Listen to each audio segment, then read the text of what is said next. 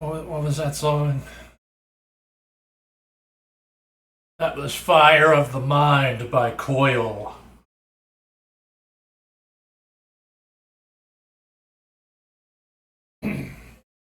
Coil's a pretty good experimental band I would recommend.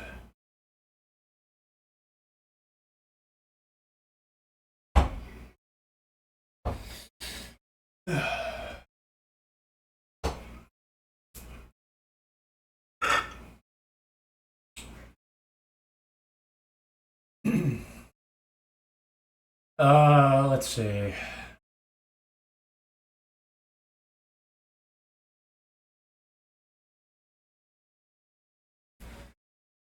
I got my third published book, Death Knight 666 Soul Eater in the mail.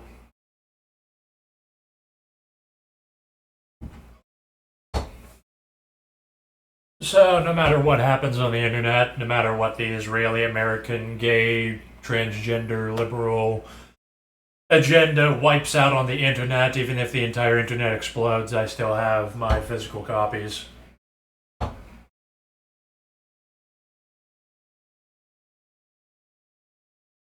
I'm waiting a bit before I order a physical copy of my manifesto because I keep updating it and finding things that need fixing or improved upon. So some people that have the physical copies of those books, there's a section that's just full of typos that I only fixed the other day. Everyone's piling in now. Greetings. How you doing, Hello? Falco? Hello, Mr. Dax. How you doing, man? I've been relatively good. I had to make a new account because gay, transgender, furry liberals decided to give strikes to fucking everybody. Yeah, I had to make a new one today as well, and Excess here was also stricken. And so was several other people I've seen. I got hit by everything before. Hank needs the roll.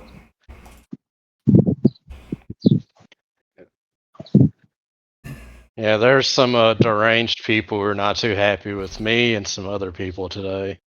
Yeah. We had to defend ourselves. We had to take matters into our own hands. It's literally Had to do just some bit. it's just like a gay, degenerate, Oh yeah. pansexual circle jerk. Like that, I don't even care about. Like, I think that I'm doing more important things than caring about whatever these like freaks are doing. I had to do some banning on my server. Something I should have done a while ago. Oh yeah. You're right about that. Lee of Wine 69, you might want to give him permission as well. He's a cool dude. Oh yeah, I've been talking to him. Yeah. Okay. Yeah. It's Eschenfelder's either clone or son. We haven't figured out which of it is. Yeah, yet. I was talking to him the other day.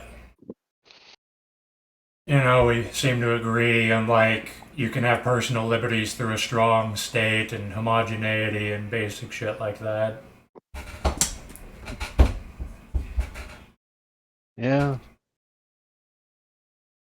It's much harder to find now than you would think it is. And somebody asked if the Kindle,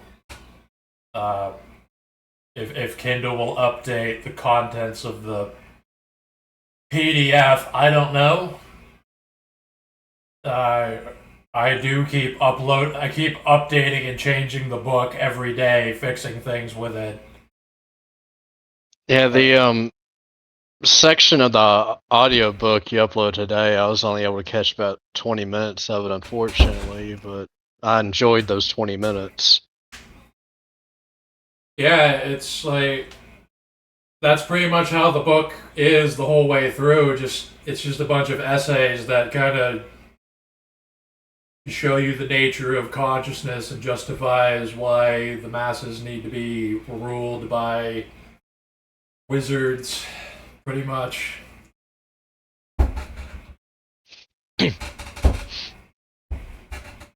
And then also, you know, defining what enlightenment is and showing like what it looks like in practice. How you feeling, Dags? Your voice sounds shaky. I don't know why I feel alright. I'm just like stretching and stuff while talking. Whatever happened with your tooth that got infected? It got pulled out. I didn't mention it last week, but I've never been knocked out with anesthesia for surgery, and that was a mind fuck. Because I was in a nightmare where I was like being attacked and tortured by doctors that were brainwashing me. And when I woke up, I had black slime coming out of my jaw. And the nurses told me that I was fighting them while I was unconscious. Oh God! I only got put to sleep once when I was 17 to get wisdom teeth pulled out, but it was kind of like I just blinked. Like they stuck the needle in my arm. I remember look at the other side of the room, and it's like I blinked and I woke up and my mouth was just full of gauze, and I could What did you barely guys move my arms and do? legs. I got anesthesia and I just went to sleep and I woke up instantly with like nothing. Yeah. That's Oh no, like, they might have given Dags fentanyl and you had a fentanyl nightmare. yeah, that sounds a lot more likely. Yeah, I was just randomly knocked out. I was perfectly conscious one moment and then On passed fentanyl out. than this. I mean, I'm not.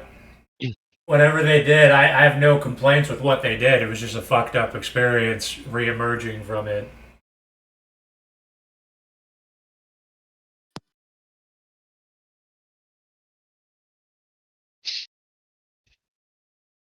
Did they keep you at the hospital for a while? It's like for a day or 2 days. I was watching that Primal show on my phone, and I was watching James and Mike Mondays and bullshit. Mm. The Elric of Melnibone audiobook. But and like you can't I can't just consume stuff. I understand what people mean by that. I knew it before, but it's just a refresher that just consuming stuff isn't really enough to live. Because the reason that I can sit around and just consume stuff and enjoy the internet is because it's padded out by me constructively working on something that's more fulfilling.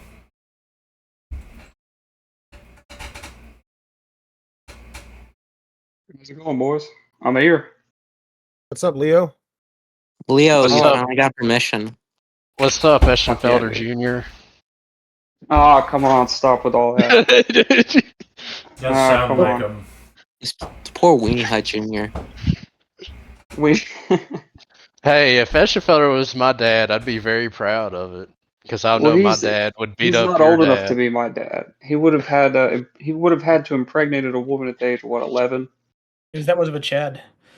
Yeah. Yeah. Well, You see these kids getting caught having sex with their teachers. Well, Eschenfelder has so much Yeah. growth, he can just impregnate women by being in their immediate vicinity. Immaculate conception, yeah. Yeah, Do you know leave that one, it's isn't not it an like insult actually to be. possible? Like you could literally impregnate someone with literally just being in the same room as them. I wish you could spray it like a mist, and they could just absorb it through their skin. You know what I mean? Like a tree. You mean like fish do? Just like the fish Yes, male, just but right so on. funny to imagine that. female fish just squirt You know out. the dinosaur from Jurassic Park that spits the fucking venom, just like that. Just I mean, you can alter your penis so it can do that. How the fuck do you know about any of that? Velociraptor penis. Yeah, have a velociraptor penis. Like, turn your penis. Okay, let's cut out the ding dong talk. Yeah, this is Getting a little too hollow zesty. hour.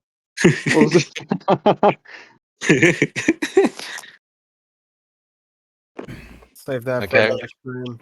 What we saved that for Thomas White stream, so Yeah. Thomas can ask people about that. Yeah. So, We need like a, let me we tell need you like a boys. specifically like a zesty stream. So Dags, you got hit with a report, dude. What happened? On Discord, I mean, I don't. They just said you have another strike for hate speech. They didn't tell me what it was. I was like, I just made another account. I bet it was Neat Loser. Probably. These deranged individuals have been threatening to get my YouTube channel taken down, so we'll see Yeah, what they hate happens free with that. speech. The hate is for our freedoms.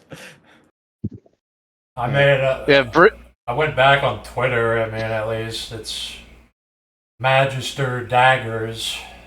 If anybody cares. Send me a link, man. Send me a link. I'd follow you. Did I post it in the general? I think I did.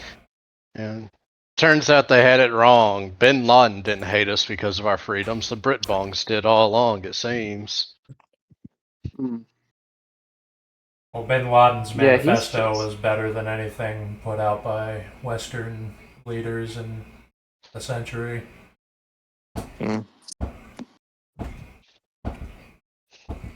Well, he was a gamer too, right? Yeah, I mean, Bin Laden He also- was. I liked Bin Laden actually.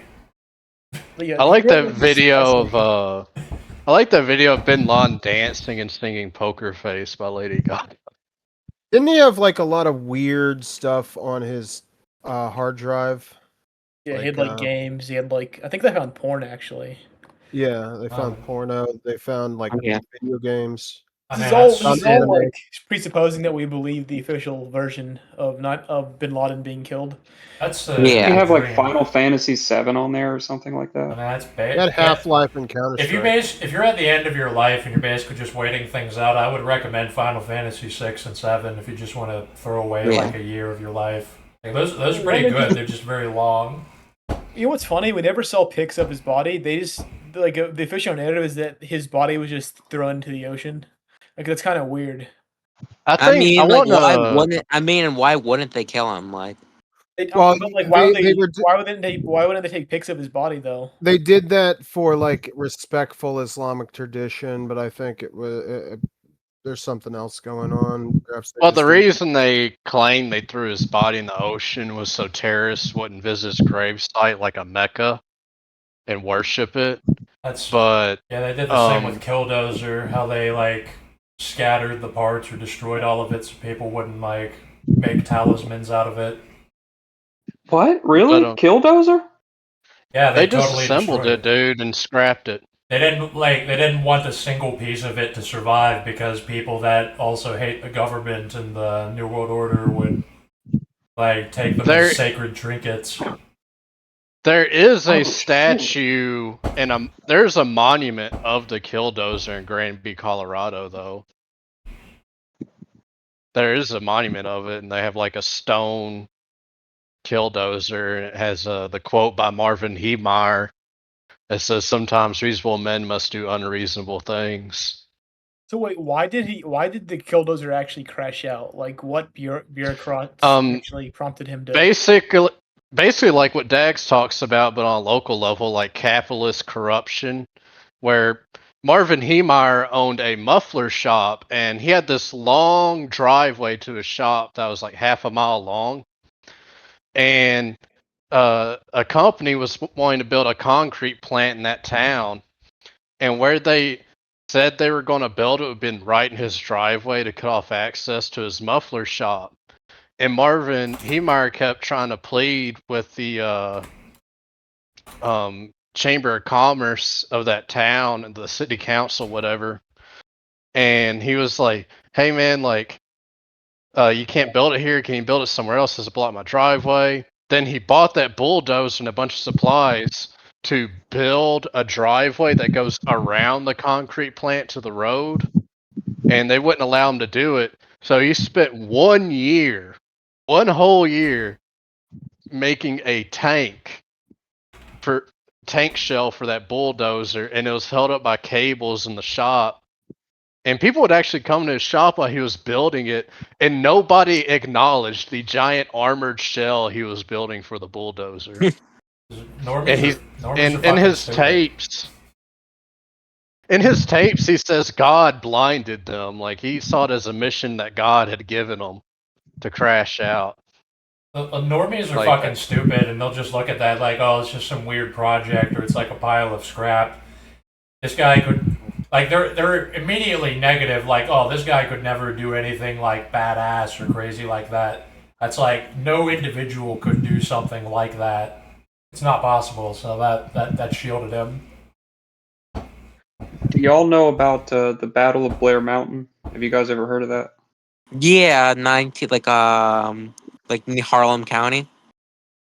Well, it was in I think Virginia or West Virginia. Yeah, West 'cause, you know, Virginia. that's Yeah, it was famous coal mining town, and it was this whole dispute over, I think it was like long work hours or bad working conditions. It was one of those company town situations, and the people that own the fucking mine, they wanted like higher wages, better working conditions. So these motherfuckers hired a private military and had like machine guns armed on the roof, ready for this like army of protesters, which is just these poor coal miners. And they duked it out, and they had a big fucking war. what about the Battle of Athens, Tennessee? Y'all heard of that? No, what happened there? I know that one. This was in the 40s after World War II, and in Athens, Tennessee, the police force there was very corrupt, and they were basically like giving people excessive tickets to fleece them financially. They're arresting people for illegitimate reasons, and these World War II veterans come back from fighting in the war to their hometown in Athens, and they see the police doing this, and so they wind up killing some of the police officers, take over the police station, steal all the guns, and just detain or kill the rest of the police officers. I know after World War I, like there were some veterans who were starting to like violently uprise because they weren't getting their benefits, like they weren't getting their payouts or something. Yeah, that there was was, a big riot in the bonus DC on. over that. Yeah, where MacArthur like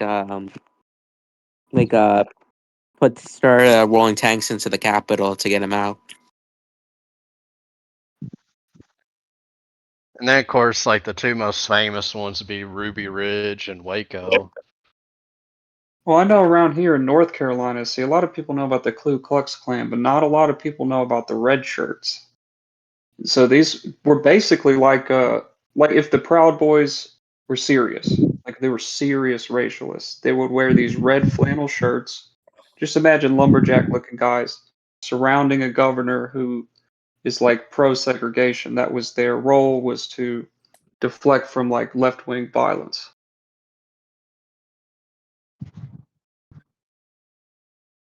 So they were like leftists fighting against the segregation? Or No, they were, well, I guess you could say they were socially conservative. Maybe like they were working class guys that were pro working class, so maybe economically, but they were mostly staunch. They were kind of like, I don't want to compare them to the Fry Corps, but it's like a similar thing. It's just like just Southern white dudes in red flannel T-shirts who, whenever you have these black riots, these segregation riots, they would do violence of their own. And what are they called again? The red shirts, like the silver Yeah, I think shirts. so. Because No, I knew the there red was, shirts, I think. I knew there was like a group called the Silver Shirts, which was like a pre-World War II pro-fascist American political party that kind of dissolved during the start of World War II. I'm just confused because you said that they would surround and like pressure a governor that was pro segregation. I think you said. No, they would defend him. Oh, okay. I thought you said like deflect or I don't. Yeah, Yeah, you're kind of making him sound like it was like a socialist militia. Okay, but yeah, Well- I've never heard of them. Well, I know with the Hell's Angels, when they originally founded, they were a pro-white gang. Like, you couldn't be black and join the Hell's Angels until later on in their history. Until the FBI infiltrated them. Well, it wasn't even Mormonism. Well- It was like Mormonism was theologically racist, but they like sort of reversed their teachings. They still are racist, Well, but you wouldn't want to be part of the Mormons because, like racism and nationalism and hating outsiders is like it's only like one piece of how a society should function because, like, who cares about hating foreigners if your own society is like a corrupt nightmare like it is under Mormonism? But I know Hell's Angels, as far as I know, they're the only organization as nobody would say anything.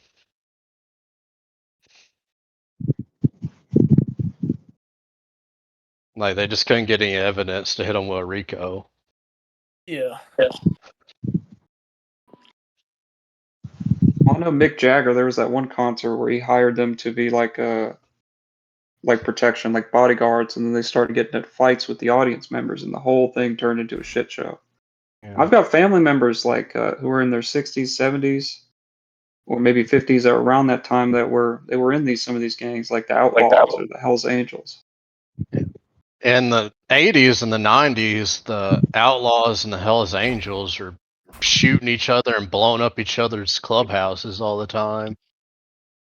Yeah, my grandma told me that there was this guy, I think his name was Crazy Steve, and she said that when they would have biker parties and have big bonfires, he would take a bunch of bullets like in his hand and just throw them into the fire and watch them all shoot out in random places. I know also, too, the reason meth is called crank is because they would hide it in the crankshaft of their motorcycles. Somebody said Boomer Angels. That's funny to me. Yeah. Yeah, And it's kind of true. Like, you don't. Well, first off, you don't see young people in biker gangs anymore. Like, I don't think I've seen anybody under the age of 35 in a biker gang. There's I know a millennial- guy. Sorry, Dex, go on. There's millennial motorcycle clubs where there are a bunch of like pussies. Like they're literally just motorcycle clubs. Yeah, they're not one percenters, as the gangs would say. But then there are the pagans in our area. Yeah, that's what I was about to say. I know a guy who was trying to join the pagans, or maybe he was full of shit when he told me, but he talked about how much violence they are, like the most violent motorcycle club in the United States, allegedly. Yeah, just like in that that video I uploaded of my manifesto, one of the examples of how people get killed and it gets swept under the rug is I was referring to the pagans, how they forcibly overdose people on drugs, and there is no investigation because they're like, well, this guy clearly just killed himself with drugs. In my area, it's like Christian biker clubs and then the Outlaws. Are they like violent criminals that sell meth? I don't think the Christian gangs are. No, the Christians aren't. They're just kind of like, like riding for Christ. They got like the Outlaws, but I don't know of any violence they've done in my area, but they do sell drugs. Well, I mean, anybody can sell drugs. Like they could sell weed. Yeah. It's another thing how the Hells Angels and the pagans sell meth and coke. That's a whole other level of operation. And But they the also Outlaws, do business there's with like this- cartels as well, I think. Yeah. But there's like this dingy strip club off one of the highways here that the Outlaws hang out at all the time. So as soon as their clubhouse.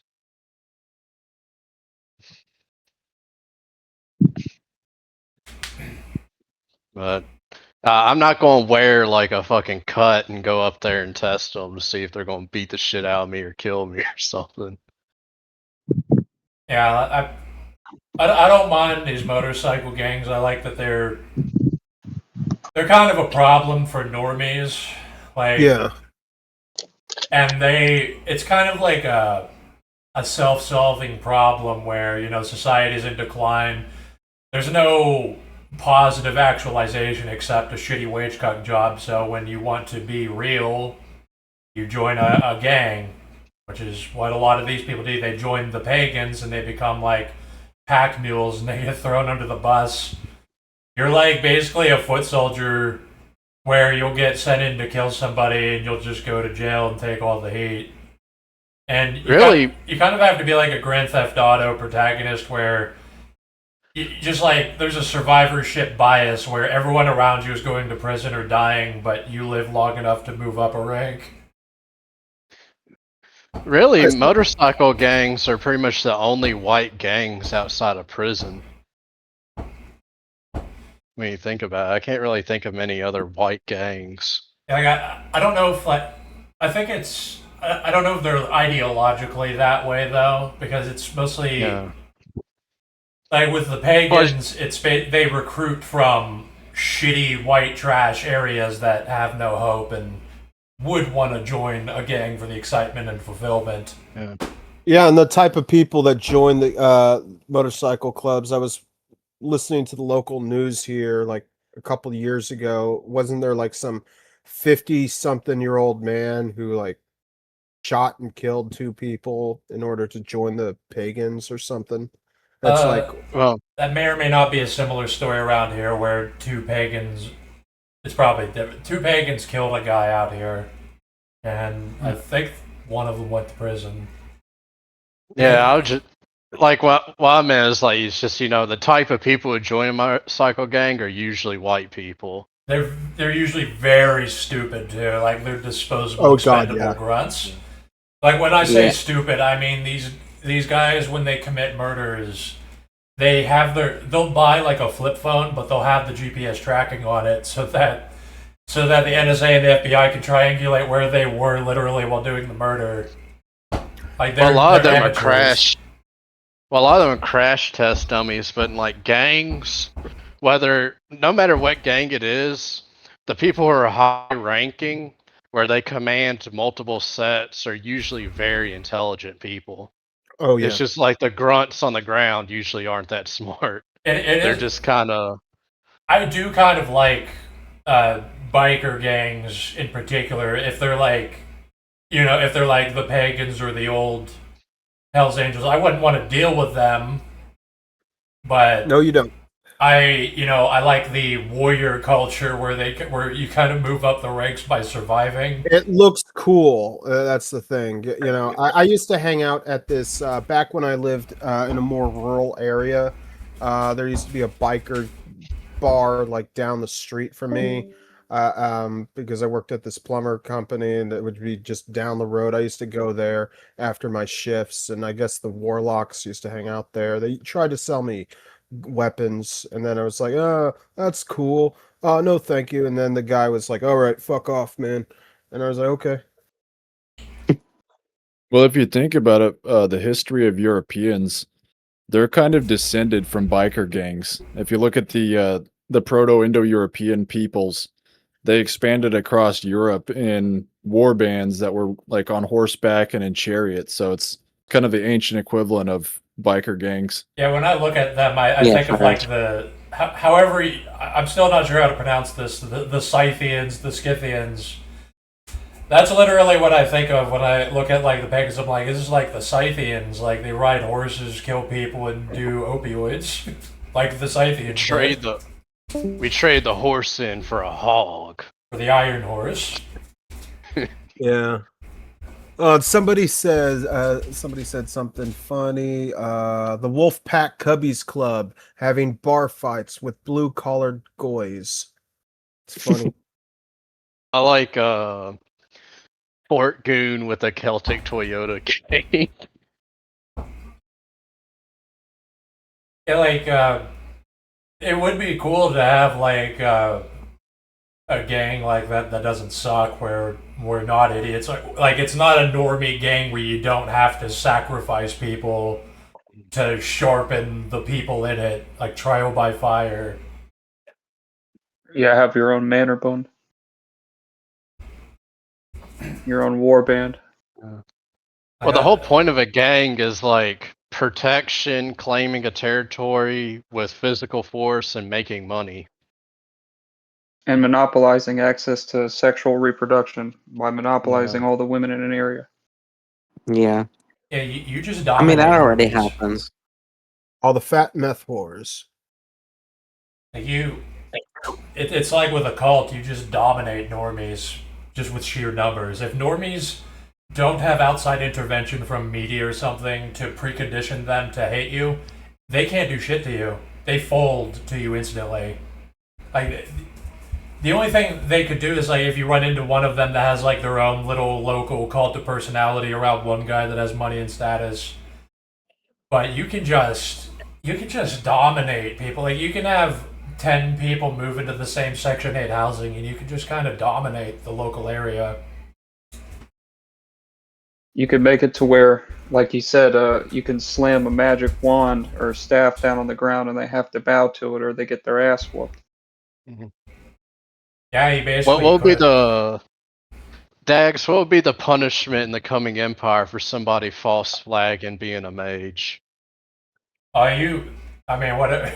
It's up to their prerogative. If mages decide to flay that person alive, like that's what happens. There's no like set. Like mages don't have set laws. They can literally do whatever they want. They just naturally do the right thing out of knowledge. Yeah. Well, I figured there's an equivalent of G checking them to see if they're mage material. You know? Oh yeah, like, I know that. Yeah, there's plenty of things you can do. Like one brute force thing you could have death squads do to people is like drug them with LSD and kick the shit out of them. And they yell nightmare, nightmare. Yeah, like you definitely can just like pick up normies in a van and drug them with LSD and make them like get tortured by demons in their mind. You can absolutely do that shit to people. And like you could just beat the shit out of. You don't even have to kill them. You can like torture them mentally and beat the shit out of them, and then dump them in the street or the woods.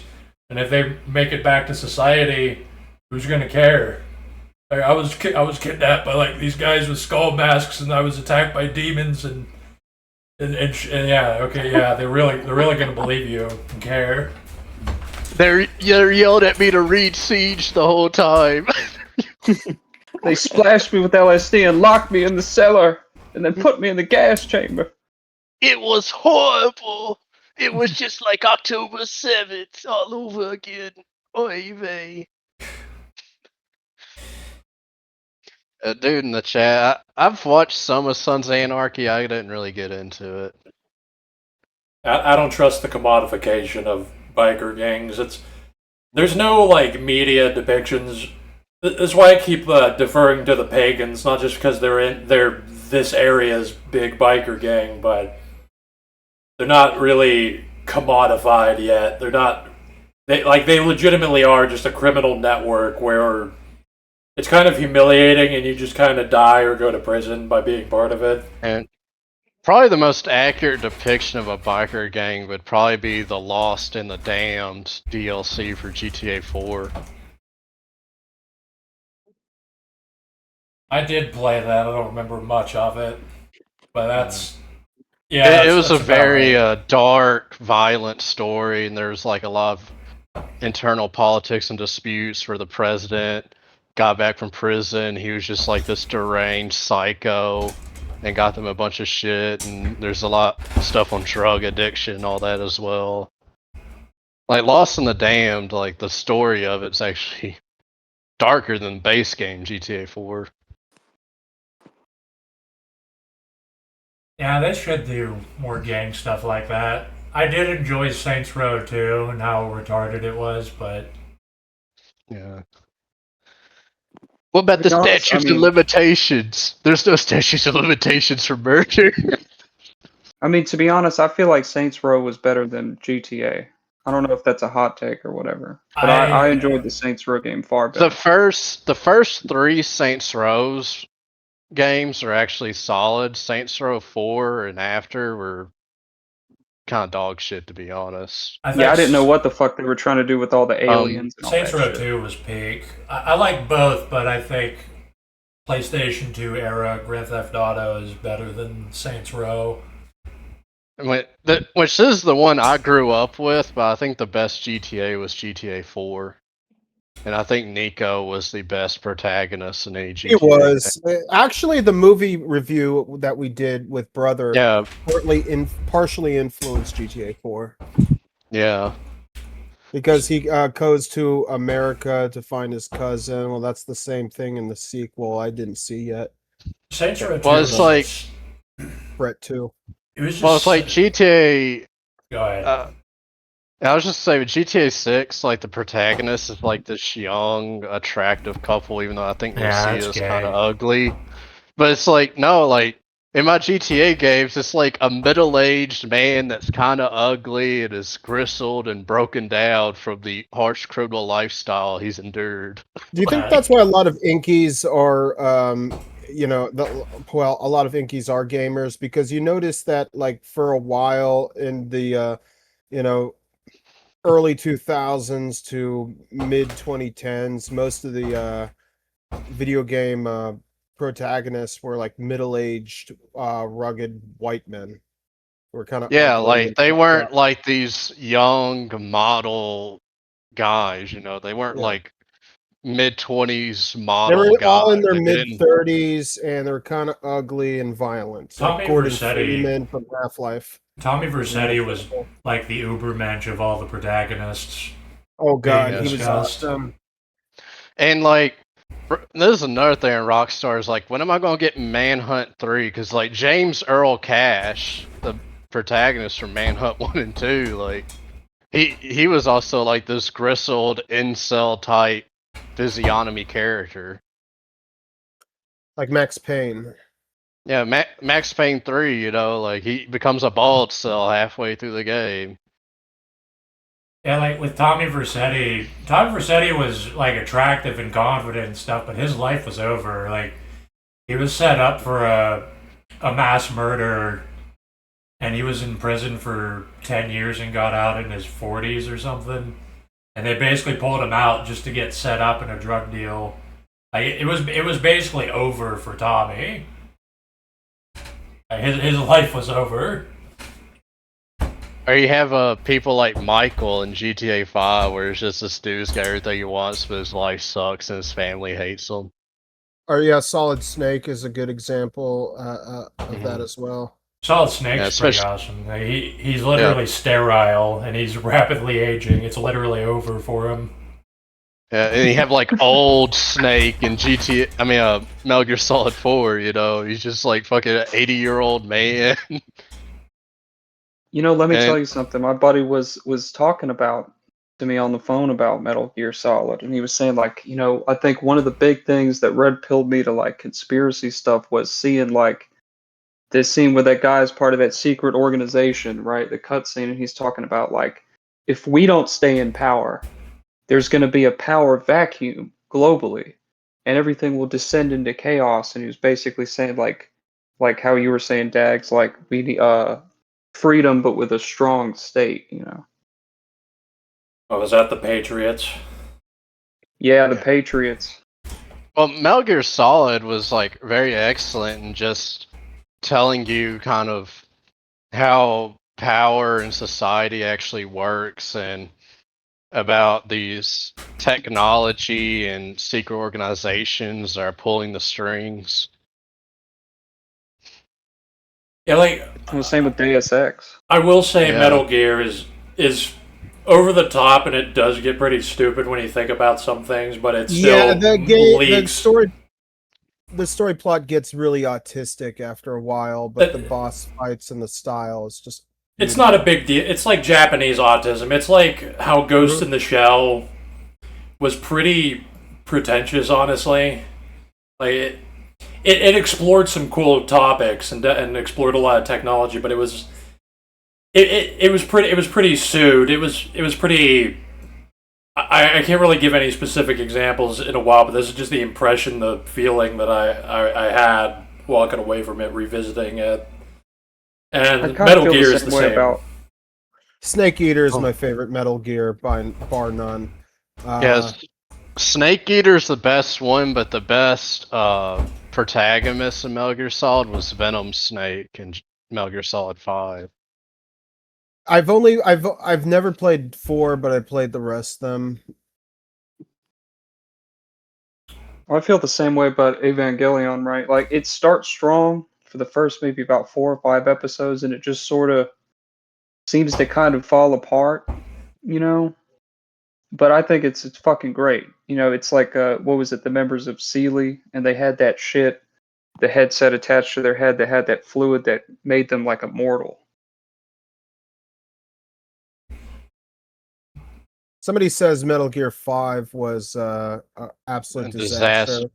disaster. It was kind of a troll, like, make your own character. And then it's like, okay, I thought I was going to play as Snake. And then you play as Snake anyway, but you're a doppelganger or Well, something. I don't know what it was. Metal Gear Solid 5 didn't have the best story. I didn't care for the open world, but the controls in Metal Gear Solid 5 are the tightest controls ever be in a Metal Gear game, and Venom Snake aura farmed the most out of any character in Metal Gear Solid. I like how they bring in like other characters being younger or older from the other games, like Child Psycho Mantis or a child version of Liquid Snake. It kind of brings into the plot, and I thought it was going to go anywhere, but didn't. Yeah, Metal Gear kind of goes up its own ass. It's not, again, this is just critique. I'm not saying it's shit. It's just that, aside from what I said about with like Japanese autism, with like the pretentiousness, social commentary, and stuff, that kind of falls apart when you think about it a lot. It's a franchise, and it kind of goes up its own ass, referencing itself, and it like remember this character, like what Star Wars does. You want to talk about a game being up its own ass? Death Stranding. Like, I kind of showed Hideo Kojima kind of needed a leash put on him at Konami. Oh my god, that shit is so fucking convoluted. Especially Guillermo del Toro like did a self insert into the fucking game. I mean, Nano Machines, son. Oh yeah, that game is Metal still Gear Rising. Death Stranding is so stupid to me because like I had zero interest in it whatsoever. It's like, okay, you're walking with a tower of shit on your back. Like, okay, why do people care about this? Eschenfelder says Senator Armstrong aura farm the most. Like, Metal Gear Revengeance is probably the most hype one. Metal Gear Revengeance is fun as hell. Being a cyber ninja is like something that's sorely missing. Like, just that concept of being a cyber ninja with a sword and with like super speed and shit. I think Metal Gear basically popularized that concept with Gray Fox and Metal Gear Solid. But like the only game that I've ever played as like a cyber ninja was Space Station 13, which is a fucking 2D top-down autist game. Yeah, Metal Gear Revengeance, I'd recommend that to you if you want to be a cyber ninja, but to let you know, it plays like Bayonetta, because those same people made Bayonetta made Metal Gear Revengeance. I don't like that Devil May Cry kind of bullshit. I think Bayonetta's like... Yeah, it is kind of like that, but Metal Gear Revengeance is dope. I could stream it if people want. Guy in the chat asked my opinion on God of War. Before the reboots where it was God of Soy, like God of War 3, well God of War 1 through 2, Chains of Olympus, and Ghosts of Sparta are all peak, but especially God of War 3. God of War 3 is the greatest hack and slash game ever made. It is peak. It is Chud maxed. You play as a gristled, masculine man. Billions must die. You rip people's heads off. You have sex with multiple beautiful women. You know, you cut down the goyim in the streets to get health. You flood the earth by killing Poseidon because vengeance is totally worth it. Yeah, like bringing up God of War, it's like last time we talked about. I feel like bringing up Legacy of Kain, which also has like a chud. At least, yeah, kind of throughout the whole franchise. But Kain and Blood Omen was literally a vampire who was like, he literally reveled in people dying, drinking their blood. There was one point he was walking around and he heard people screaming in pain over the hills, and he's like, thank God somebody's suffering more than me. Like I love those kinds of characters. But now games that try to be like have this super edgy, depressing world like that now just turn to like this gay rape game like Fear and Hunger. Because I tried to play the first one before it got recommended to me by somebody. And I play it like there's just like a fucking game where you lose a battle and it fucking rapes you and you die from anal bleeding. Like what the fuck is What the this? fuck? Yeah, What's this game called? Fear and Hunger. Look it up. The lore is actually kind of decent, but it's just like a fucking rape game, dude. Like, Fear and Hunger. yeah, I and then the play- second game has like a trans character in it, and Well, it's This is why I never wanted to play Baldur's Gate 3, because they had all that same propaganda in it of you know what I mean? They had some elf have sex with a bear or some weird shit in it. There's a difference. There's a difference between like edge and trans edge, where they're trying too hard. They're not really grounding their edge in reality. It's like with Eastern European games. Whenever they try to be edgy, like the Stalker and Metro, it's like it feels real, or like Fallout 1 or Legacy of Kain. It feels, the edge feels real. It feels like humanity actually sucks. Like humanity actually is shit, realistically. I played through Baldur's Gate once. I bought into the hype and got the game, but like Which the one? game, 1 or 2? it was Baldur's Gate 3. Oh no! Oh okay. Yeah, I played through it. Like, I'm not going to say the game's horrible. I would say maybe get it if it's like $10-15 if you want. But as you play through the game, you can tell this is made by like shit lib theater kids. You know, like there's so much cringe in that game. But like even Elder Scrolls Online doesn't have as much cringe as what I've heard from Baldur's Gate 3. Yeah. Eschenfelder, a real one in the chat. Dragon's Dogma is peak. Also, I love Dragon's Dogma. Dragon's Dogma is a bit difficult to recommend to people because I did play it, but it's kind of a slog a bit. Like when you have to escort the Hydra's head to the city. The Hydra head, if you make it past the Hydra head mission, it is one of the best games ever made.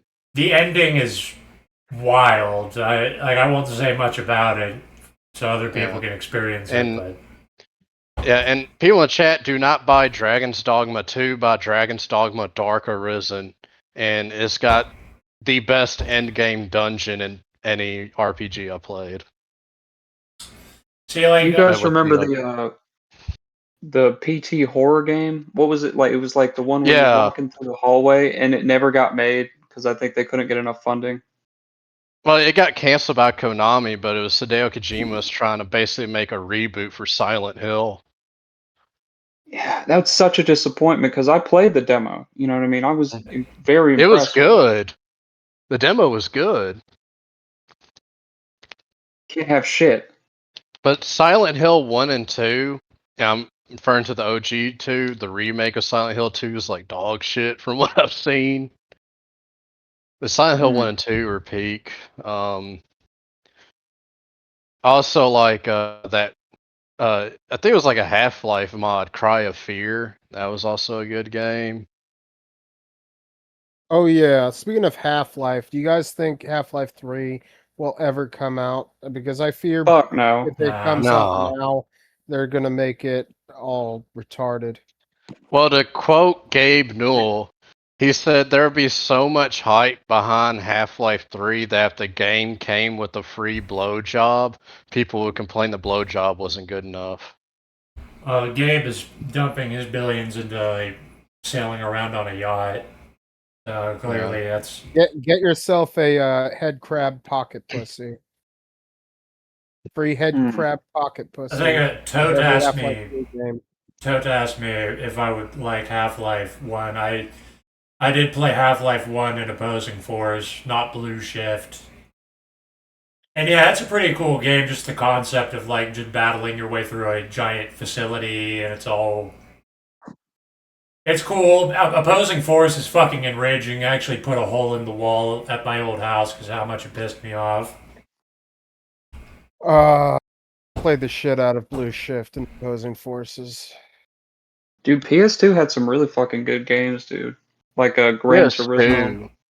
PS2 was just the best console in terms of games. Gran Turismo 3 was my first game on it, and that I honestly It wish I drives had. really fucking well for a PS2 game. You know what I mean? Like the driving and the steering, it like feels natural, like a real fucking car. I think Like, I very would have impressive. rather had Need for Speed or something, but I did play the utter shit out of Gran Turismo 3.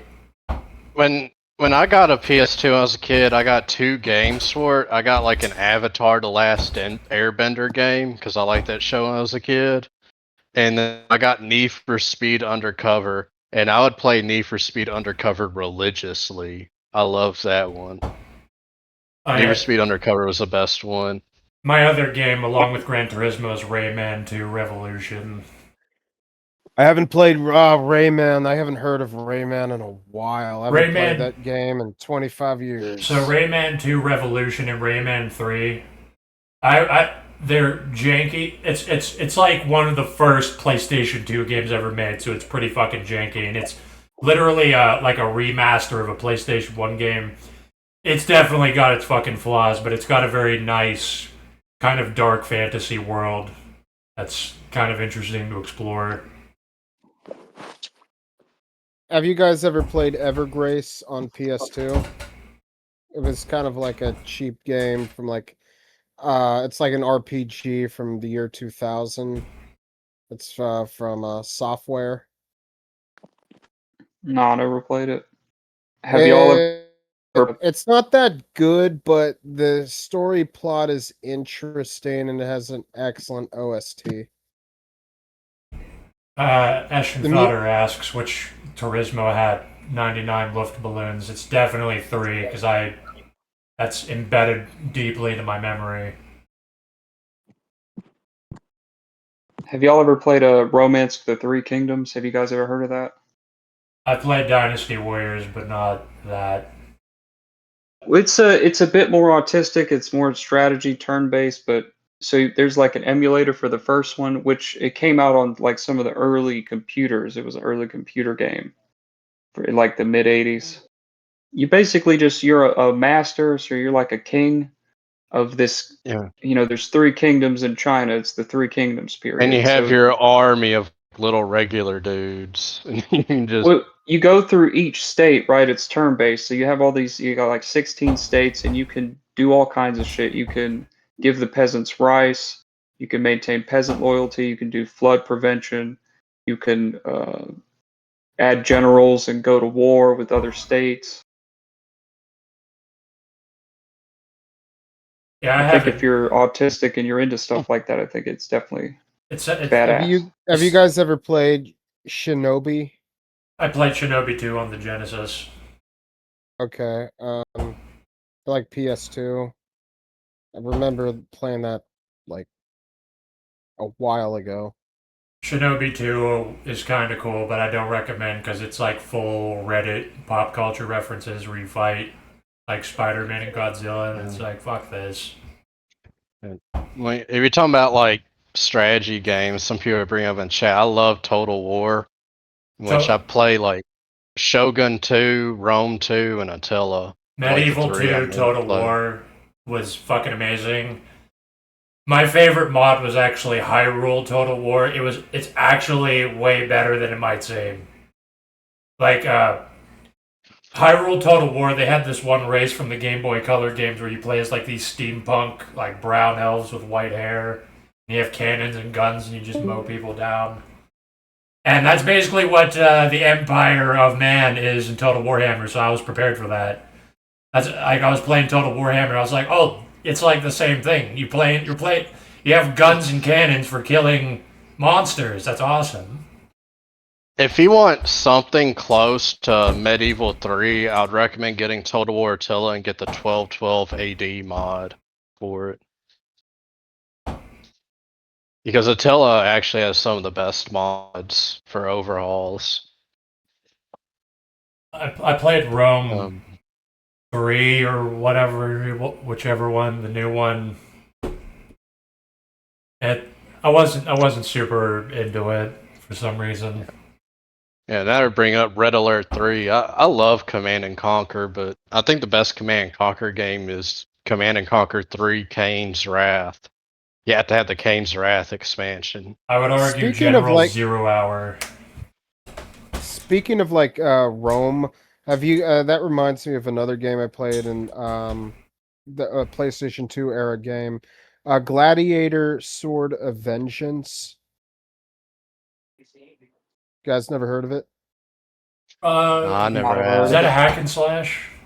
It's a hack and slash, but the story plot is just so cool. I vaguely remember seeing videos and pictures of it. It felt kind of like shovelware to me. It wasn't a bad game. It wasn't the best game, but it was a good time waster. It was, yeah, no, I understand that. Like, there's a few mediocre games that I like. They're like, yeah, it's not like amazing, but it's, it's still good. Well, I'm surprised VR games never really took off. I mean, there's still a lot of people that play them, but the hype died down. I have a lot. VR headset and I don't play as much anymore because there's not many good games for it. But the thing with VR is when you're playing it, you pretty much max out at 2 hours most playing it. Because you start to get like disoriented, and you'll be amazed how much you'll sweat wearing that fucking thing on your head. They need like pain and pleasure sensors, and they need like the smell-o-vision. You know what I mean? So like when you're in an open world environment, you could like smell how the air smells and just get really fully immersed into it. People are going to be using those advanced VR setups for pornography, I guess. Well, what's cool about VR though is when you look at your hands in game, those aren't your literal hands. You know you're holding controllers, but when you see it, your brain registers like your hands. And I have So another. it's very interesting the first time you do it. You getting longhouse by your mom, Hank? What? We heard your mom, yeah, but it sounded like you getting longhouse. Me? Yeah. Wait, shit, how much did he hear? We heard all of it, dude. It sounded like Heard Spanish. everything, boy. It sounded like Spanish. No way you heard gibberish to everything. me. Yeah. It sounded like we two just heard- Mexicans arguing. Yeah, we just heard a Floyd yapping. Then we heard you go, "Okay, mom." Oh, Ashton Well, Fowler's I'm not bringing allowed it to talk to my mom. up. No. No. You Nope, should just be not allowed. cautious to make sure people don't hear too much. Ah, Yeah, shit, yeah, stream, yeah. Forgot this. You gotta stream. remember, you're on a BP adjacent YouTube stream. This is more important than your mother. I didn't. I wanted to bring Oh up yeah, Tony yeah. Hawk. I think I forgot to mute. Yeah, Ashton Felder's bringing up Tony Hawk. Yeah, I played Tony Hawk 1 all the way to American Wasteland and everything in between. Yeah, I had Pro Skater 2 or 3. It was on the PS2. I had one of the Pro Skaters. I would not recommend those games. I would not replay those games. But I played every fucking game and beat them, all the way up to American Wasteland. Which Tony Hawk game was it where you could play as a big hunk of meat, like a giant steak or whatever, skate around? That could be any of them with the special unlocked characters. I Oh, the remember like- you got to shit, play yeah. as not Darth Vader, but that one guy from Star Wars Episode Darth 1. Maul. I think that was Tony Hawk Darth 3. Maul. Yeah, I remember that. It was Yeah, a no, s- yeah, it's Darth Maul. Although Tony Hawk Underground unironically had a good story, especially with Eric Sparrow fucking you over. You know what's a good game that had it was Taken, not Taken, Tekken, where you got to unlock all these goofy characters. Yeah. You got to play as a kangaroo. Yeah, I didn't know Wait, Tekken, See, but I I think played it. when it came the best to, fighting game is Soul Calibur 2, in my opinion. So, I'm a Mortal Kombat, so I love Mortal Kombat. I liked Mortal Kombat 2 on the Genesis. I liked Soul Calibur. I don't know which one. It was one of the on the 360 or something. I think that They was had 2. Darth I think Vader 2 and was Yoda. the PS2 one. I played the PS2, one of the PS2 Tekken games. Other people, there's games that I didn't know. I owned a lot. I owned like thousands of games, but that's what Tekken. I had to play that at other people's houses. When it came to skating games, so I mainly played Skate growing up. Skate 1, 2, and 3. And like Although, for me, it's not just about the skating. It's like about kind of the atmosphere that Pro Skater was painting.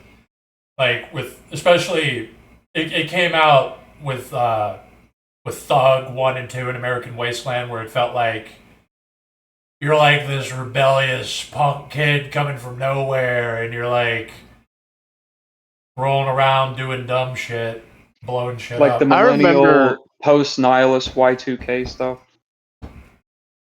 Yeah, like the story for American Wasteland was like you're just some kid who comes from a flyover state. Like you just take your skateboard, get on a bus, and go to Los Angeles. I remember firing up Pro Skater though, and like other games in SU, Neversoft, and how edgy their little intro was, where the eyeball got impaled by the spike, then a tentacle Yeah, wrapped that's around so it. that's so badass. That was a fucking era, man. I mean, you got like, ear piercings and gauges and Linkin Park and fucking movies like when I think of that time, I think of that movie Gummo. You know what I mean? If you've ever seen that movie Oh, I Gummo. remember Gummo. They had some interesting soundtracks. I think Burzum was in that had a soundtrack of the movie.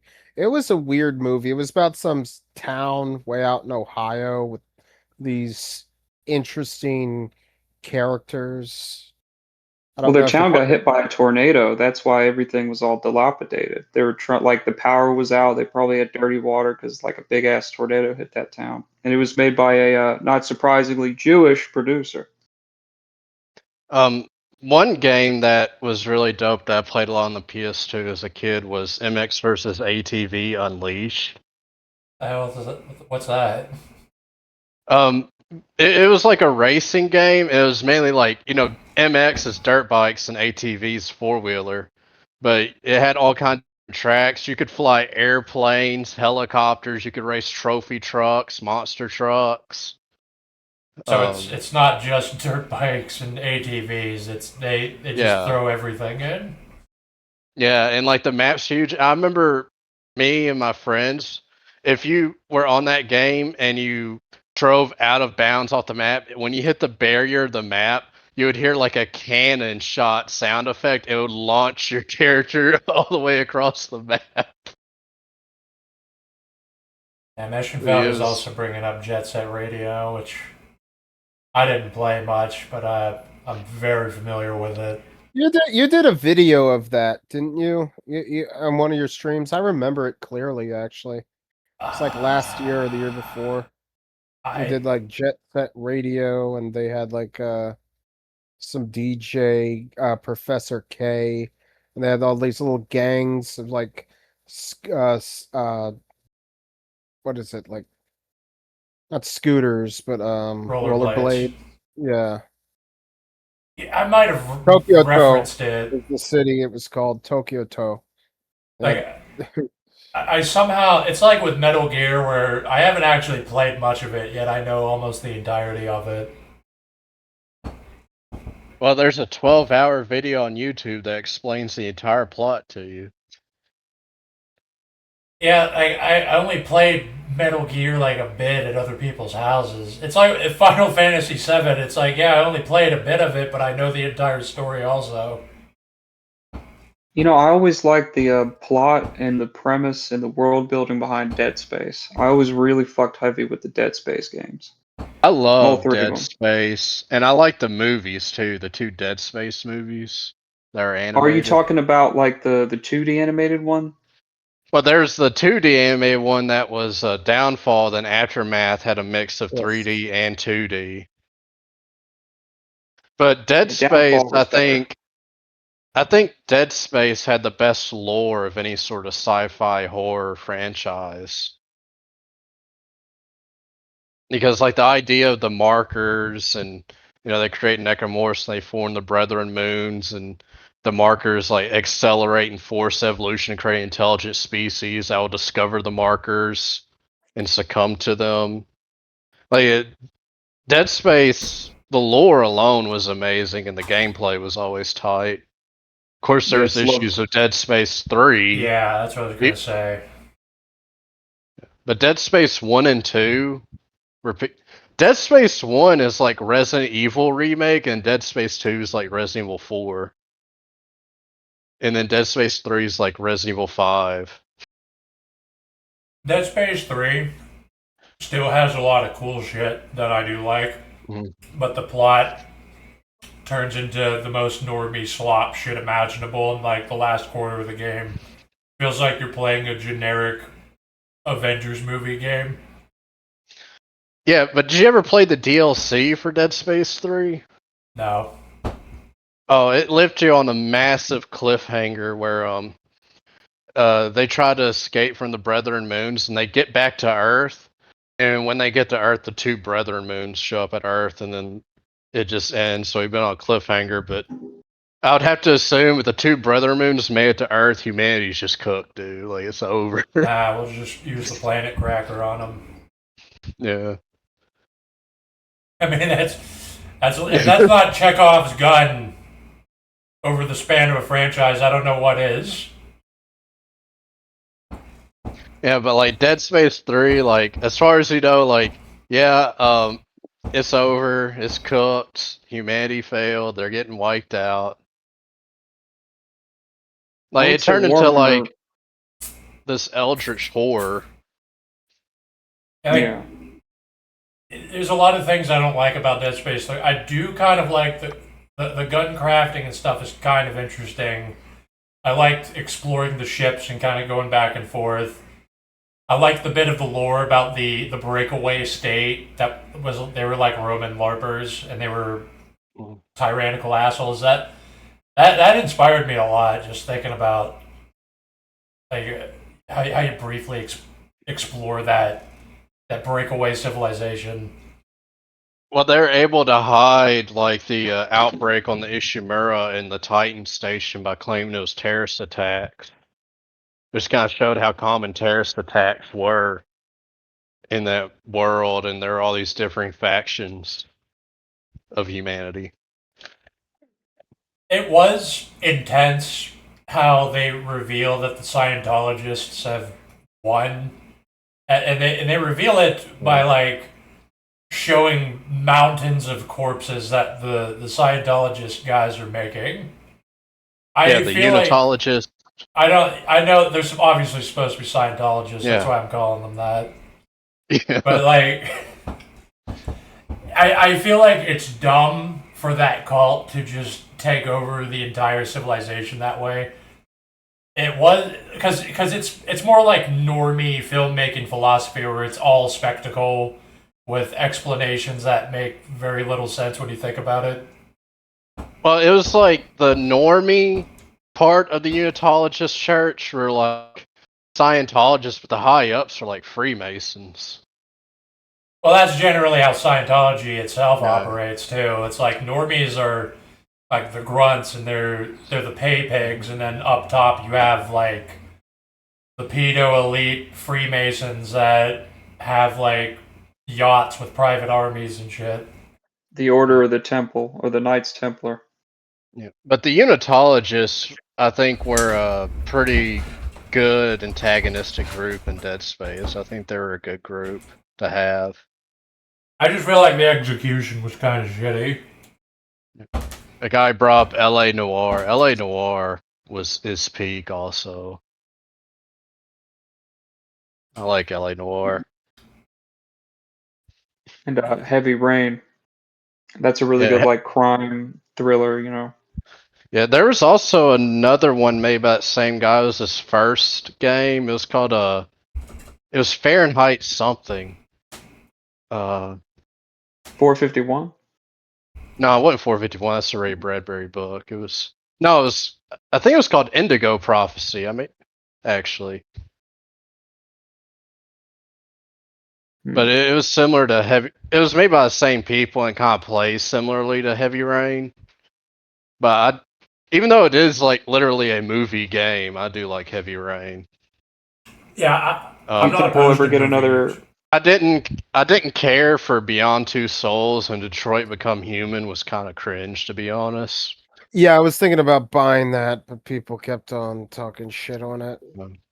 No, just get Indigo Prophecy and Heavy Rain. Beyond Two Souls and Detroit Become Human are kind of cringe, and they're Detroit Become Human is pretty openly like woke slop.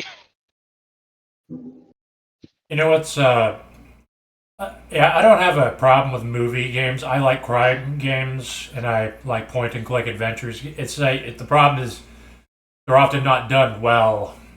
Like I like being a detective is cool.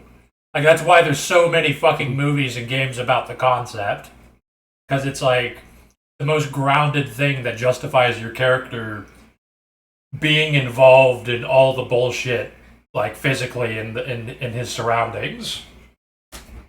LA Noire, I think, did it well, where you're doing these individual cases as a detective, but there's this overarching plot of these guys burning down GI houses for an insurance scam, and they're trying to sell this big stash of stolen morphine.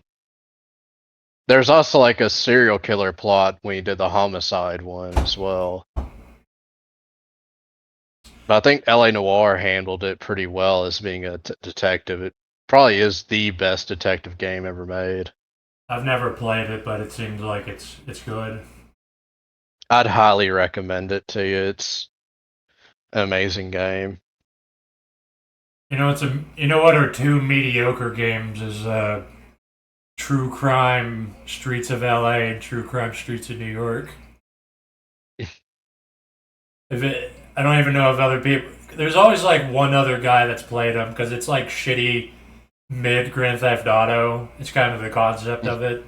I remember I had this Vin Diesel game on the PS3. I forgot what it was called, but it was like a shitty GTA. You couldn't like run over or shoot random people. It was a really shitty Vin Diesel game. That sounds like it sucks. Hit and run.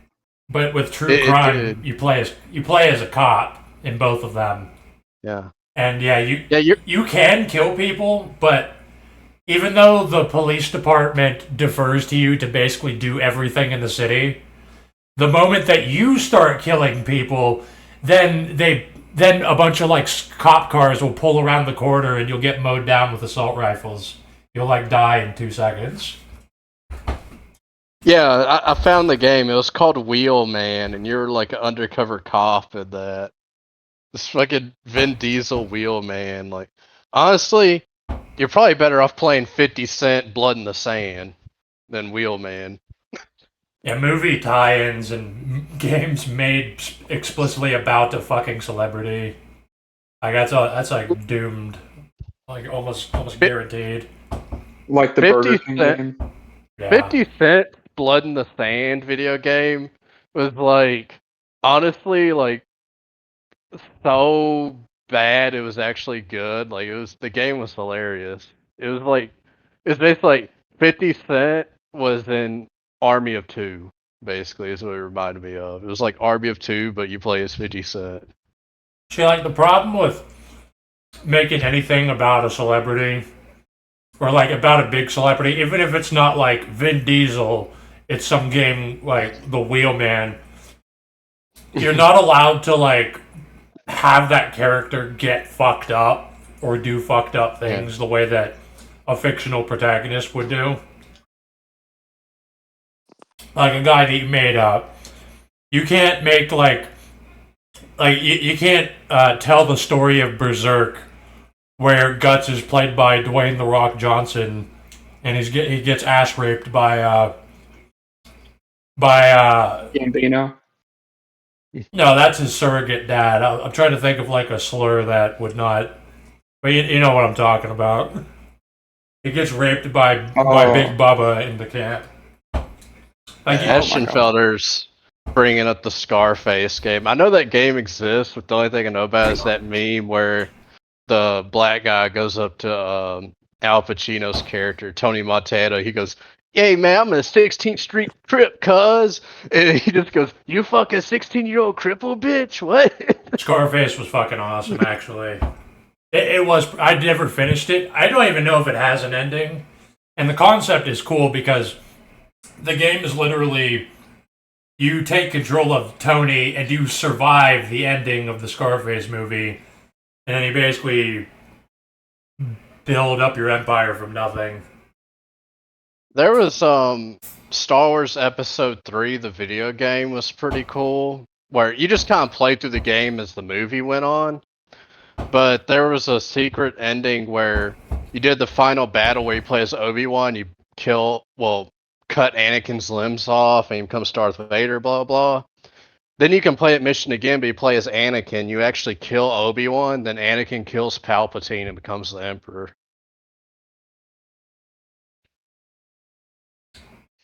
And that was actually a cool ending. Well, hey boys, I'm probably gonna head to bed here real soon. I'm about to get off of here. It was great being on the stream. It was cool talking to you. It's good to have you here, yeah. dude. All right, boys. You guys take care now. I'm Eschenfelder. Yeah, Take tell care, your man. dad Eschenfelder, we miss him and hope he hops on the stream. All right. Maybe he'll bring his mom with him. I can't get over how much he sounds like Eschenfelder. He does sound like Eschenfelder, but I think he's taking it as an insult. I don't know if he knows Eschenfelder, but I think he's pretty well That's liked. a compliment, dude. And Yeah, it's a compliment. Well, the way he speaks, he reminds me of Eschenfelder, which is a compliment. Like, Eschenfelder is one of the realest dudes in this sphere. Yeah, being compared with Eschenfelder, there's nothing negative about that. That's honestly like probably the greatest thing that could be said about you. Guys, we at Red Faction 1. I liked Red Faction Gorilla on the PS3. Got like how you could just destroy any building. Yeah, Red Faction 1, they were exploring that mechanic, and I was playing Red Faction 1 a couple of years ago. And yeah, you can literally blow your way through the level. Like, you can put a hole in a wall, and you can keep doing that and just go to the exit. And it's a pretty cool story because you're starting a workers' revolution against a sci-fi dystopia corporate government. And that's all badass, but it does a bunch of stupid old game stuff, like bad boss fights and janky stuff. Yeah, we're talking about racing games earlier, and I think my favorite racing game is Episode 1 Racer for the Nintendo 64. It had a mechanic where you can buy parts for your pod racer and like upgrade it, and you could like sell parts and put on certain parts for different race courses that you think you might need, like better turning or better brakes. That's cool if you can customize that. I mean, that's more than most of the racing games I played had. I played Lego Racers on the N64, which was fun. It was fucking bullshit. Racing, just like so many other genres of games, like racing games have been dead for a long time. No, you got to go back. It's got to be like Smiling Yeah. Friends, where the you have to go back and play Need for Speed Burnout for the PS2 with Yeah. weed and diet soda. Yeah. If I play Need for Speed, I just want to play Undercover because that was my favorite. That's the one that I played. I remember playing the fucking Yeah. Lamborghini squad car and shit. Yeah. Well, Undercover, I liked it because it was open. It had a nice world. You could had the street racer plot and the cop plot. You could switch between. Hot Pursuit was pretty fun, but Undercover was better than Hot Pursuit. Hot Pursuit was pretty good in terms of like vehicle combat, where if you're a cop car, you could drop like spike traps out the back of your car. You could hit cars in front of you with the EMP to cut their engines off for a short time. Stuff like that.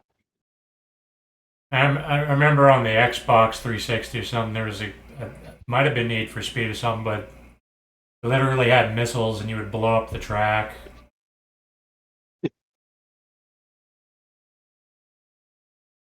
If you're looking for a good Vietnam game, Flip, it's a pain in the ass to get the game, but I think it's called Shell Shock 68. I don't recommend Conflict Vietnam. That was a childhood game, and I beat it recently. I do not recommend it. I want to say it was Shell Shock 68. I may be confused. I know there's. No, I don't think it was Shell Shock 68. It was Shell Shock 1 and 2 are different games. I remember Shell Shock 2 being decent though. Let me look up this game because it was considered like. I think it wound up getting like an adults only rating. It was a Vietnam War game. It was super violent. That sounds like bullshit. Only very, very, very few games got a AO rating for violence. Very few. 90% of it, 99% of it was because it's pornography, and they're really only sold in Japan. Yeah, well, Manhunt almost got an adults only rating until they censored the kill scenes. Wasn't even that fucking violent. Stupid. Yeah, I was about to say it wasn't really that violent. Yeah, I'm trying to find it here.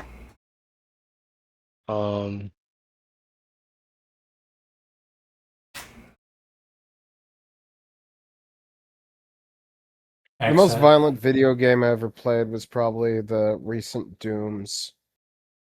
I wouldn't even say they're violent. I mean, they're violent, but it's like in terms of like amounts of blood and gore. I think the most violent game I played lately was Metro Exodus.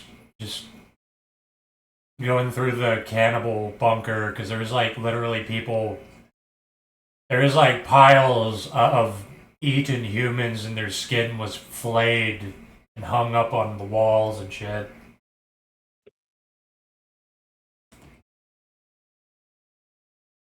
Because I was rewatching my playthrough of it, and I was playing the game, and I saw like the skin flayed to the wall. I was like, "Holy shit!" Okay, I found the game. Yeah, I was right. It's called Shell Shock Nom 67.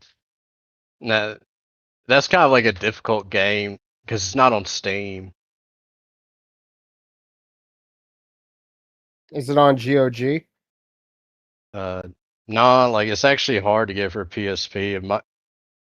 You can get it, but you might have to go to sketchy places. There's videos on YouTube on how to get on your PC, but it was like a very violent game for the time. They banned Postal 2 in a few countries. I've streamed it before, but you said Postal. Oh, go on. Postal 2's been banned in a lot of countries for a while. Like it was banned in Australia till like 3 years ago, I think. They unbanned Postal 2. It's like GTA is banned in Thailand. You can't play any GTA game in Thailand.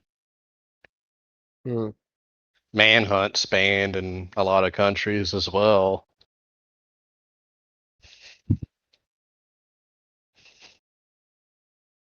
You said I haven't played Postal 3, but you said Postal 4 is garbage. Postal 4, like, the game's honestly very mid. Postal 3 is hands down one of the worst games ever made. Yeah, But there's a reason you can't get Postal 3 anymore. that's what I thought watching somebody play Postal 4 when I was at their house. I was like, it just looks mid. Yeah. I wouldn't say the game's horrible and sucks, but if you're playing Postal, play Postal 1 or Postal 2. There's a game that I was about to play whenever I got the chance is I was gonna play Arcanum of Steamworks and Magic Obscura, which is 2001 point and click classic RPG.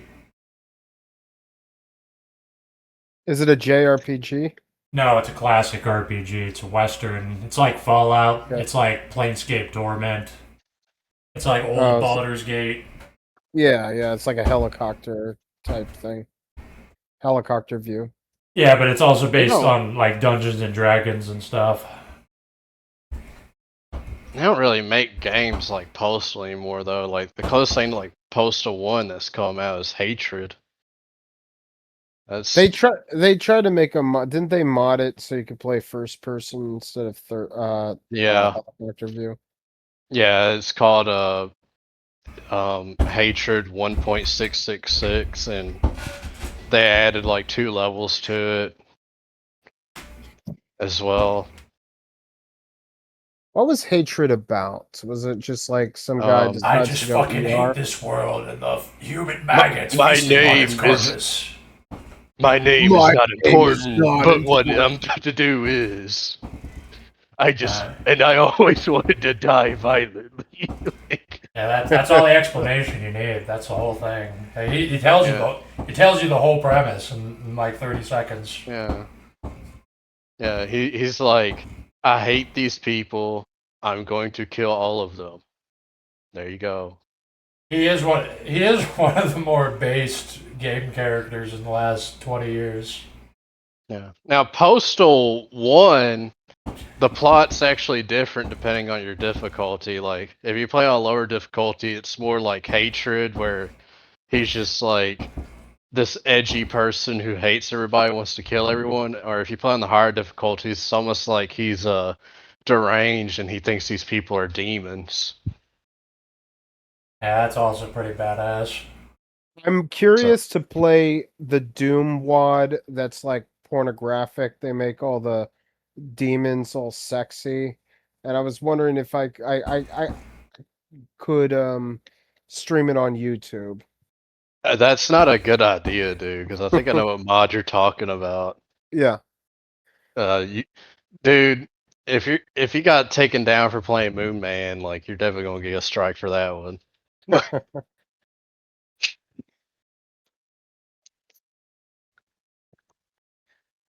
Because that's kind of the rules of YouTube, is just like no nudity and no racism.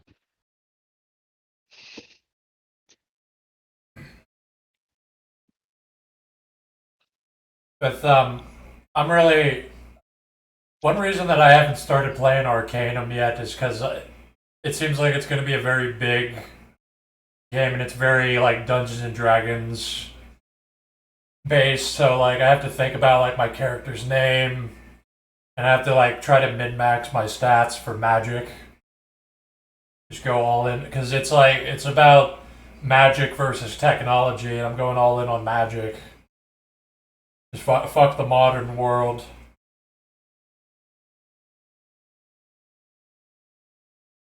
It's been literally a week, and I just fire it up. And I try to think of like how to mid max the character and then close it. Remember, there's that Edge Max game that came out in 2000. It's called Ethnic Cleansing.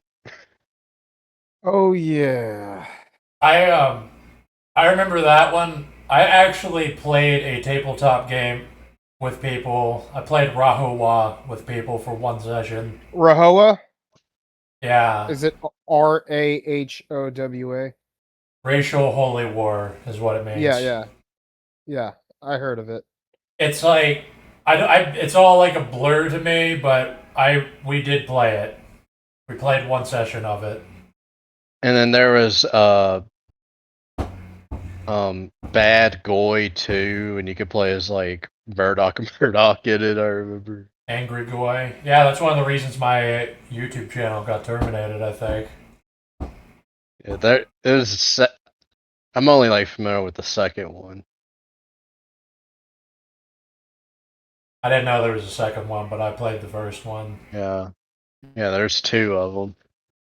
Then on Steam, there's a game that's supposed to come out, but it got like canceled. This was like 3 years ago. It's gonna be called Elden Bling, and you play as this black guy who overdosed on fentanyl, woke up this other world, and you had to collect all the Elden Bling to come back to life. And one of the bosses was named Chauvin who kneels.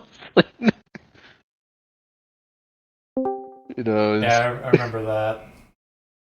Yeah. But that same guy made games like Tyrone vs. Please. I think he made another game called Cuckold Simulator. It's a good racket. Just make topical, edgy games that get attention. That are easy to make, too. Yeah. Hey, Dig. Falco.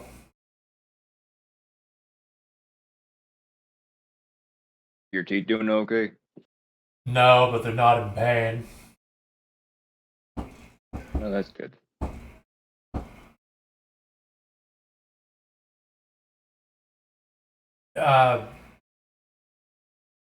Elden Bling is a bit too ambitious just for an edgy racist game.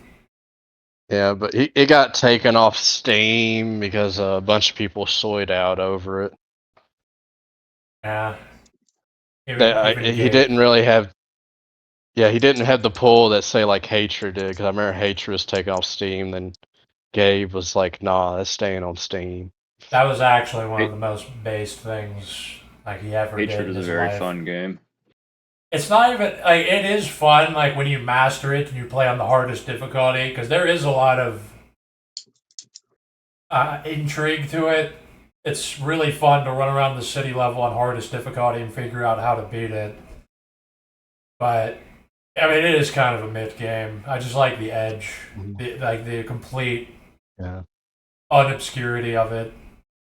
It's the closest thing we gotten to like basically a rendition of Postal 1. Yeah. And there's nothing like Postal 2 as well. Like Postal 4 isn't like Postal 2. And even then, Postal 2 actually has good, solid gameplay. Like, it's actually a fun game to play without the edginess included. Yeah, you can just go be a serial killer, and it's fun to do that. Yeah, well, the gunplay is good. Like, the map is very well designed. All the items feel perfectly like balanced and have their own uses. Like, you throw the machete, smoke the crack pipe, put the cat on the end of your shotgun as a silencer. Have you guys ever played Conker's Bad Fur Day? Yeah. Yeah. That was an excellent game. That game is kind of mid to play, but it is an enjoyable experience just because of the story and like the world. It's there's a lot of things that happen. There's like a diversity of scenarios basically that makes it entertaining.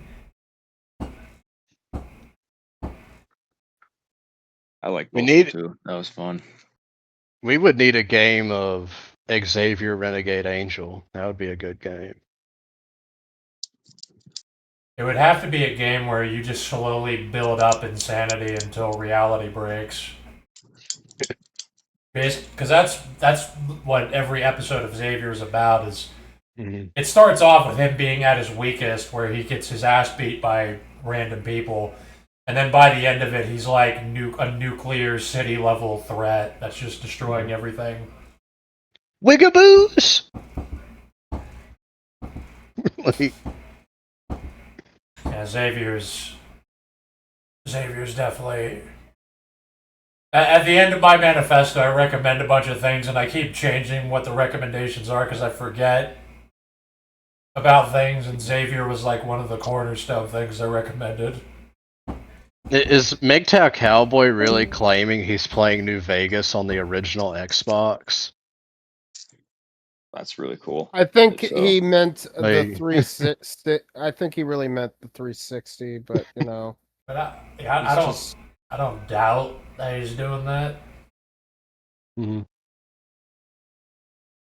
Well, I don't think it came out for Xbox the original. I think it came out for 360 because I remember Yeah. owning it on 360, but I never played And it. it came out Surprised in, if the original 20 has the hardware to run that.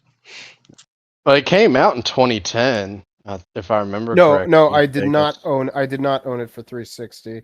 But I had Fallout 3 for 360. But yeah, I don't think it ever came out on the original Xbox. That was way past. No, it was on 360 and a PS3. Yeah, In no, Vegas, was it? and 3 was it? Yeah. Yeah. They were 360 and PS3 games, Fallout 3 and New Vegas.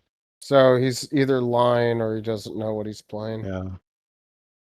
Which, I mean, that is all possible. He could be playing and he could be Yeah. lying. He or could just be retarded and He could literally That's the most. He could be sanest stupid and outcome. hallucinating it. You could just be saying random things for all we know. I wonder what MGTOW Cowboy's opinion is on the drug-addicted socialist faction known as Caesar's Legion. And you know he betrays Mr. House, even though Mr. House aligns with his ideology. That's the way of the individualist. You know he'll kill all the great Khans.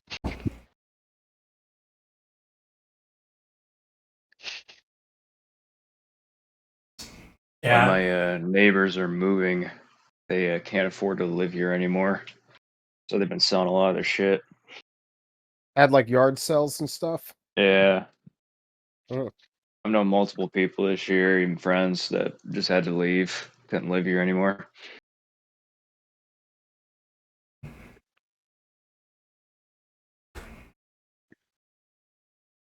But don't worry, man. The SP3 whatever 300 is doing good.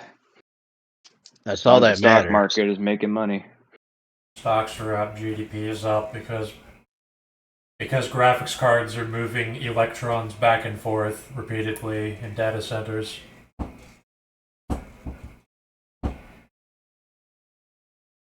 Yeah.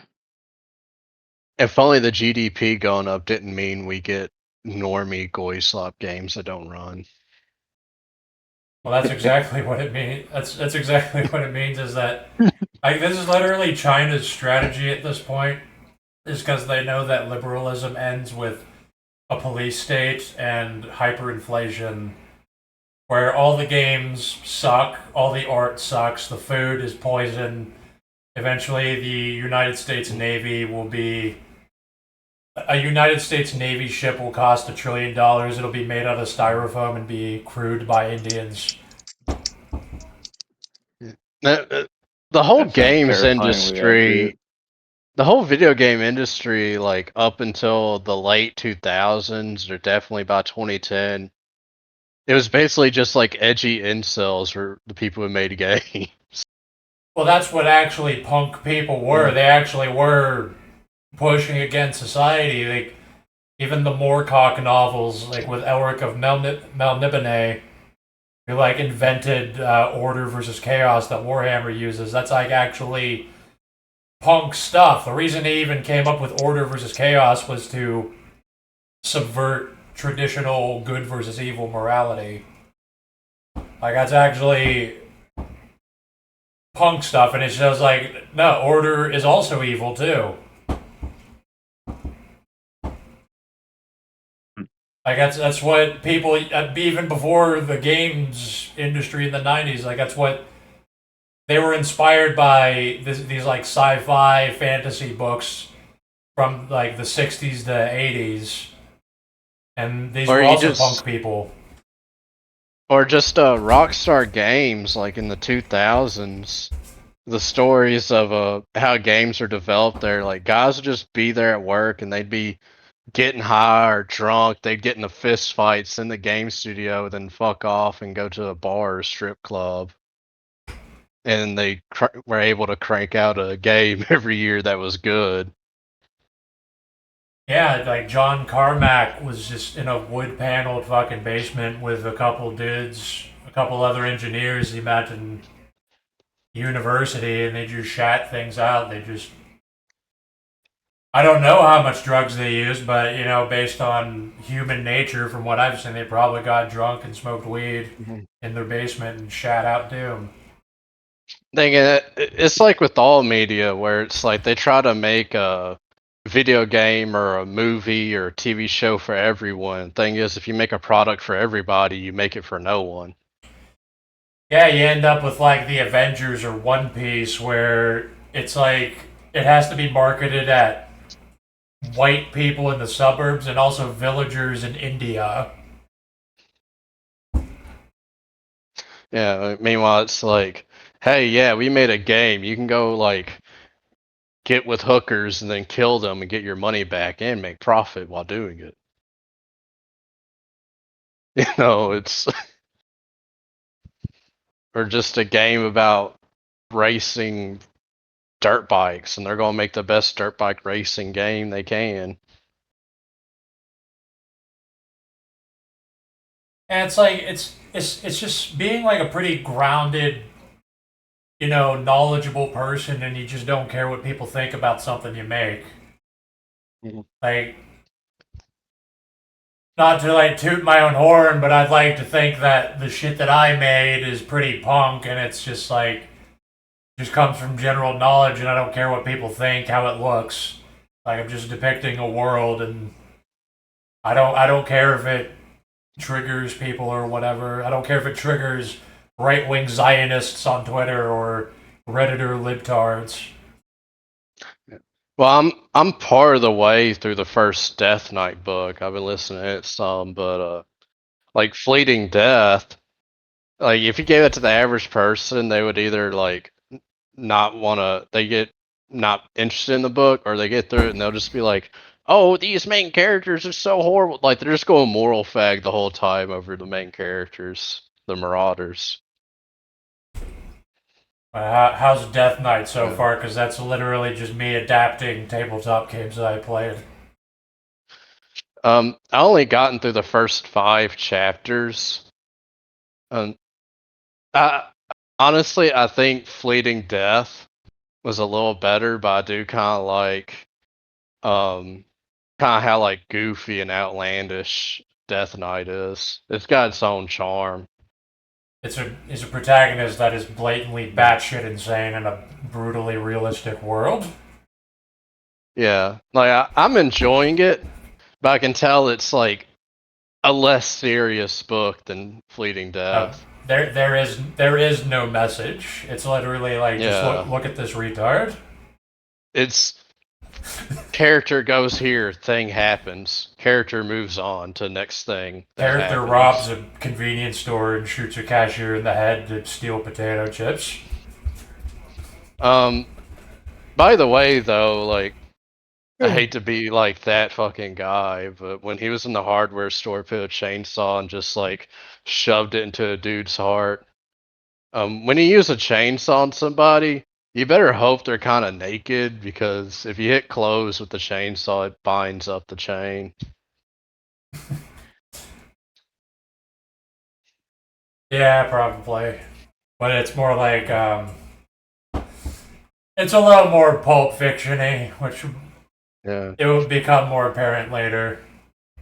I just know that from work. Because it's adapted from like World of Darkness, which is realistic, but it's also kind of pulpy, where it's like it's kind of like a world where shotguns just magically do infinity damage at close range. But it is cool. Like you just picture the chainsaw. He's like, I wonder how this works. He just kills the dude with it. Yeah, he just views it. He literally views them as NPCs and like just gets XP for killing them. Yeah. Yeah, I'll try to like finish the book this week. I'll try to maybe tomorrow try to finish your preview you put on your manifesto. Yeah. Yeah, the manifesto is like that's like I'm ready. I'm okay with dying now that this is out. Like I don't, like that's basically what my life amounted to. As for Death Knight, I'm like, no, this is genuinely just stupidity. I just didn't even care.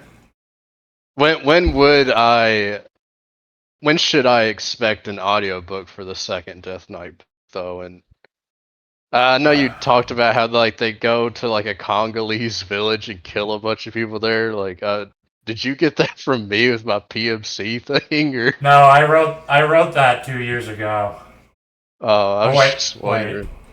Wait, when did I write? No, I wrote that last year. Oh. I was just wondering about that. No, that was literally like my fucking bit. That's realistically what would happen if Death Knight had to go to the Congo for some reason. Yeah. So him and his neo-Nazi Satanist buddies go down the Congo River, and yeah, they do just kind of slaughter people. I mean, that's what I did when I was there, so. I read Heart of Darkness, so I was like, damn, I want to do that. Yeah, that's basically it. Like it's even if you haven't read Heart of Darkness, that's the whole premise. You go down the Congo River. That's it. Yeah. Like, or if you're too lazy to read and rather watch a movie, I guess you can watch Apocalypse Now, because that's basically Heart of Darkness but Vietnam. Because like going down the Congo River sucks so much and consumes the entirety of your life that it itself becomes the focus of the story. Which is what happens. That Death Knight at this point has magic powers and walks around in plate armor and shit. And going down the Congo River is still like a massive problem for him. I don't know, maybe I'll write my PMC memoirs, but I don't know how many people would actually give a fuck about that.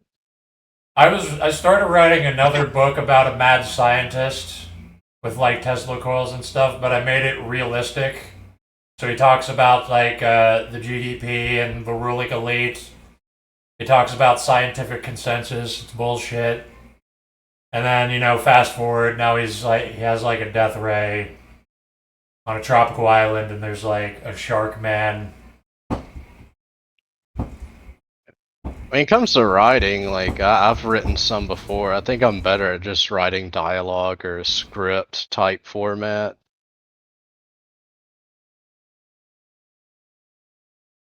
Because like I usually just want to write dialogue. I'm not really all that amazing at describing a scene, I don't think. Well, writing fucking is a tedious slog for me, and I end up not doing it until I feel inspired. Probably the only example of my writing I've really like published under my Celtic Cat pseudonym. It was just like a throwaway shit post. Was the Celtic Dog video? I wrote a script for that. Yeah, I don't like writing for videos and shit. Yeah, but that was just like a shit post. Like me and Excess came up with. Excess created the thumbnail. There's one I've been like putting on the back burner. That's because I'm not confident in my African accent. But I was going to do one on Congolese cat. I have never had consensual sex with a woman.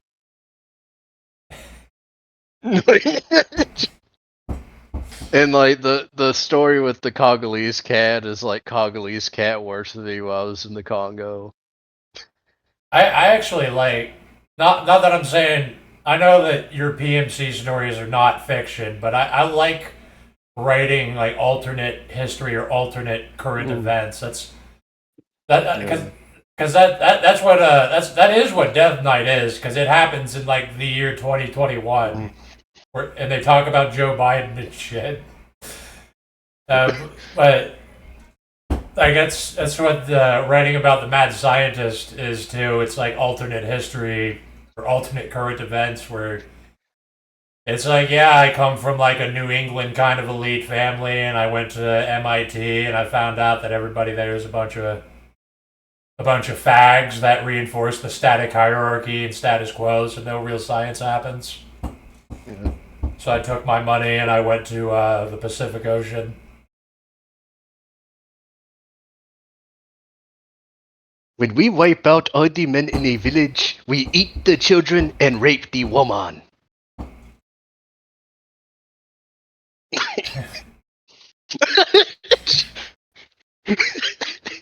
Yeah, which probably it's. I mean, we've seen those videos of like African warlords and stuff. So that Well, I know. stuff did happen. Well, I know when the Congo was colonized, it was either Jameson that started the Jameson Whiskey Company or the son of Jameson. They went to the Congo, and there was a big controversy at the time where he was curious about cannibalism, and he came to this African village, and he said he wanted to see them do it, but they said that they would have to buy. He would have to buy a slave and then give it to him to be eaten. So he bought a little African slave girl. He traded a red handkerchief for her, and then watched them cut her up and eat her.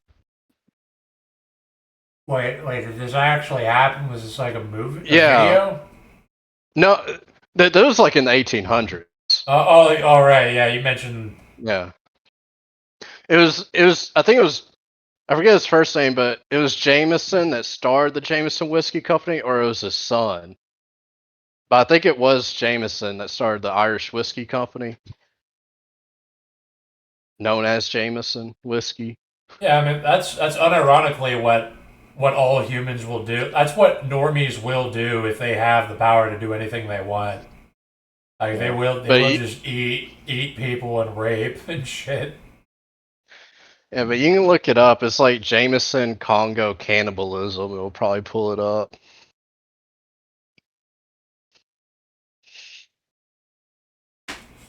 No, I don't know. Maybe I'll get around that Congolese cat video since there seems to be some positive reception to my African accent attempt. I just have to get around to writing his lines. I had to do African impressions because in Death Knight, one of his teammates basically starts blackfacing. One of his teammates can basically fleshcraft. Like he can reach into your body, like his fingers will just pass through your flesh, and he can reshape you. So he turned himself into a black man and like put on a terrible black African accent to blend in with Africans. I like there's like an Irish character in the first Death Knight, but I kind of like your impression of doing an Irish accent. It's kind of funny. Yeah, he was literally like an Irish terrorist bomber character, which he would be crazy on his own, but he's completely overshadowed and baffled by Death Knight, who literally murders civilians on the street. And then there's that one character. You just made him sound deranged. He didn't really have much of an accent, but he was like butt naked, and then they were in this realm. He just jumps off the roof of the building. That's dude. That's why I love that character so much. That is the first person in the story that Death Knight sees, and it's like, oh, that's another player, and it's literally a naked man on drugs in traffic. Yeah. It's like it's just a stupid story where because that was somebody's player character. That was made by somebody else. It was this English guy who, in real life, I play tabletop games with this guy. He actually is like a homeless world traveler who travels the world in like a shitty van that that has no license plates on it. He went through Europe and America, and he's been like a homeless person in Skid Row and shit. And that's his player character. That's like an actual person. Yeah. I don't know. Maybe I'll get around to I'll probably try to get around doing the Congolese cameo, and maybe I'll see if I bother to maybe write a short story about my times in the Congo. Yeah, it could be funny to write about that. Like I basically did that. I'm basically still doing that. It definitely could work. Well, it's like the book All Quiet on the Western Front. I forget the author's name, but it's a fictional story. I read that book. It's a fictional story, but it's based off the author's actual experiences fighting in World War One.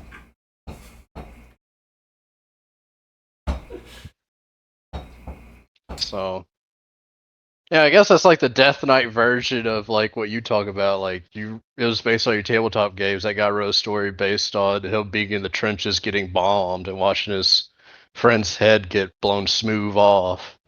Yeah. No, yeah, because that's the thing with Death Knight is that I want you to remember. I'm not just making shit up. It's all determined by dice rolls. Like all the things that happened in the story were left to fate. There was no guarantee that people were going to survive the whole way through that.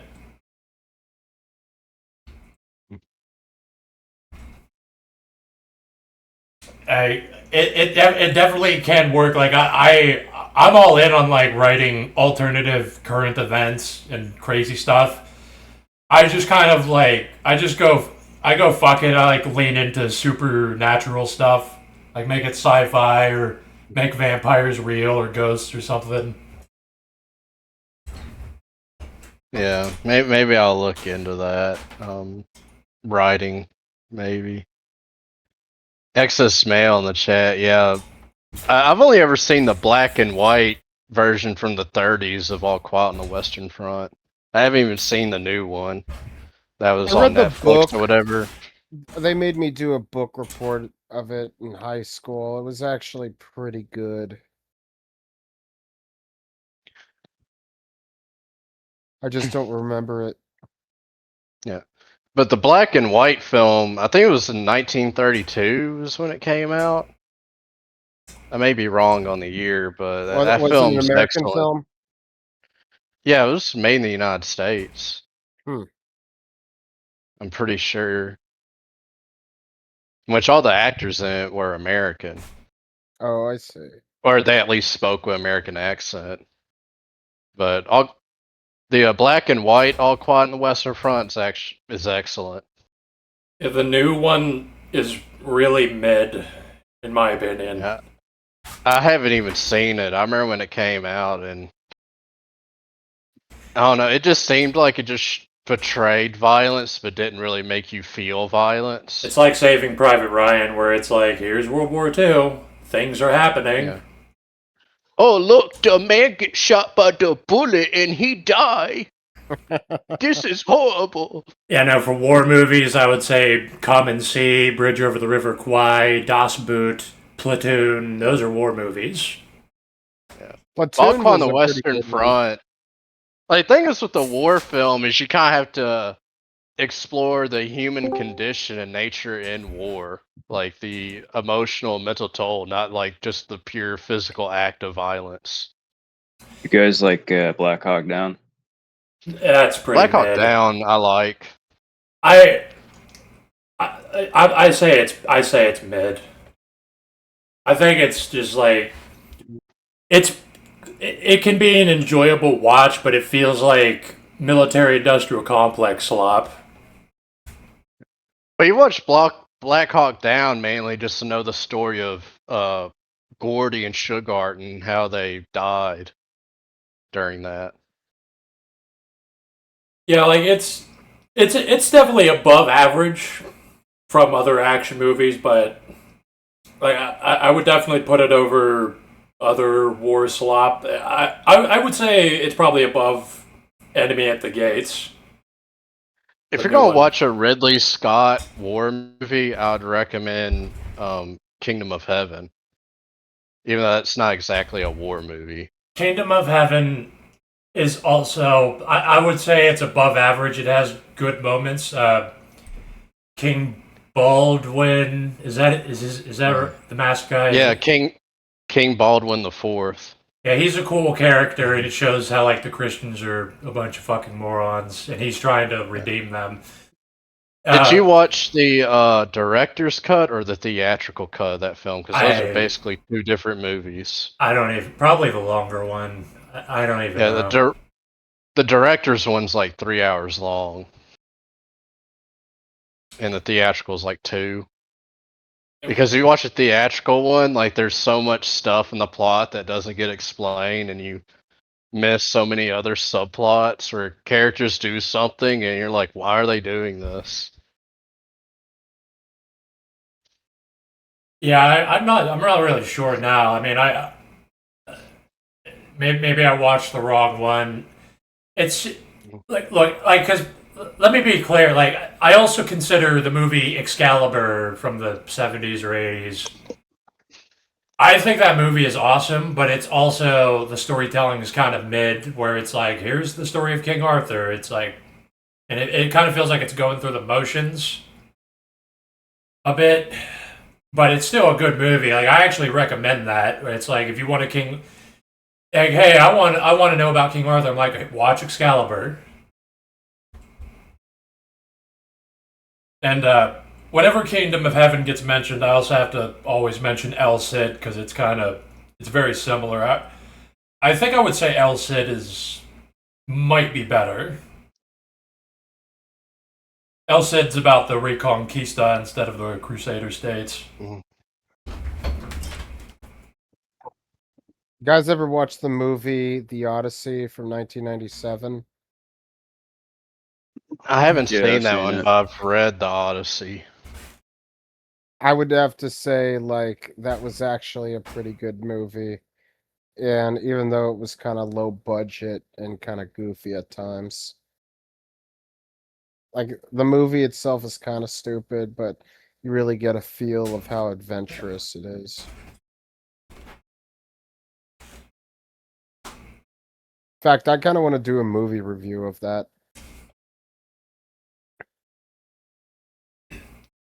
I haven't seen the movie. I thought you were going to be talking. I think there's an older one. I might be thinking of Jason and the Argonauts or something, though. Yeah, I think you're thinking of that one. This one came out in 97, but it was low budget as fuck. Like, you can tell by watching it, it was low budget. But it was actually pretty good.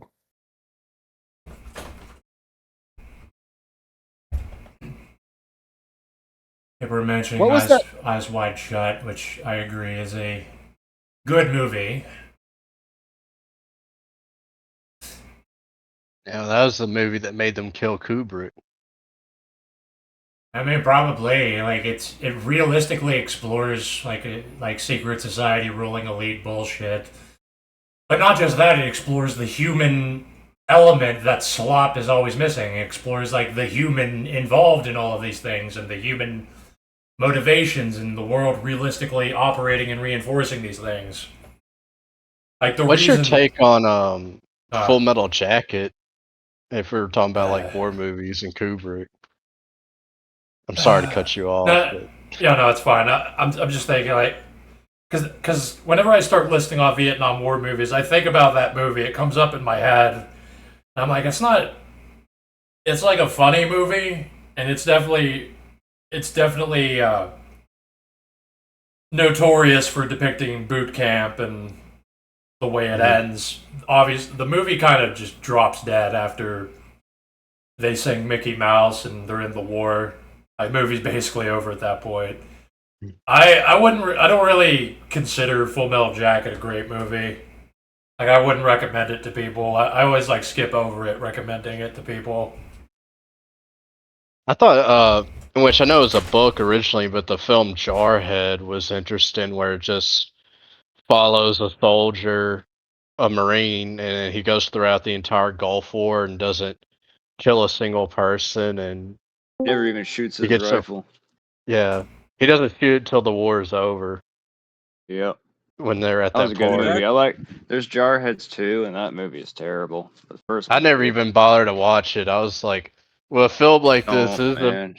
I was like, this is a movie you make one of. It's like with Starship Troopers. You only watch the first one. Yeah, I generally don't trust sequels. Like, it's very rarely it's stuff like RoboCop 1 and 2, Hellraiser 1 and 2, and then after that it's like, there's no way you can get lucky a third time. Yeah, I never even watched Jarhead 2 because, like, while I watched Jarhead, I got, like, the same feeling I did with Starship Troopers. Where it's like, these sequels gotta be god awful because this first movie was too well done. Because you can tell it's like a one and done story, really.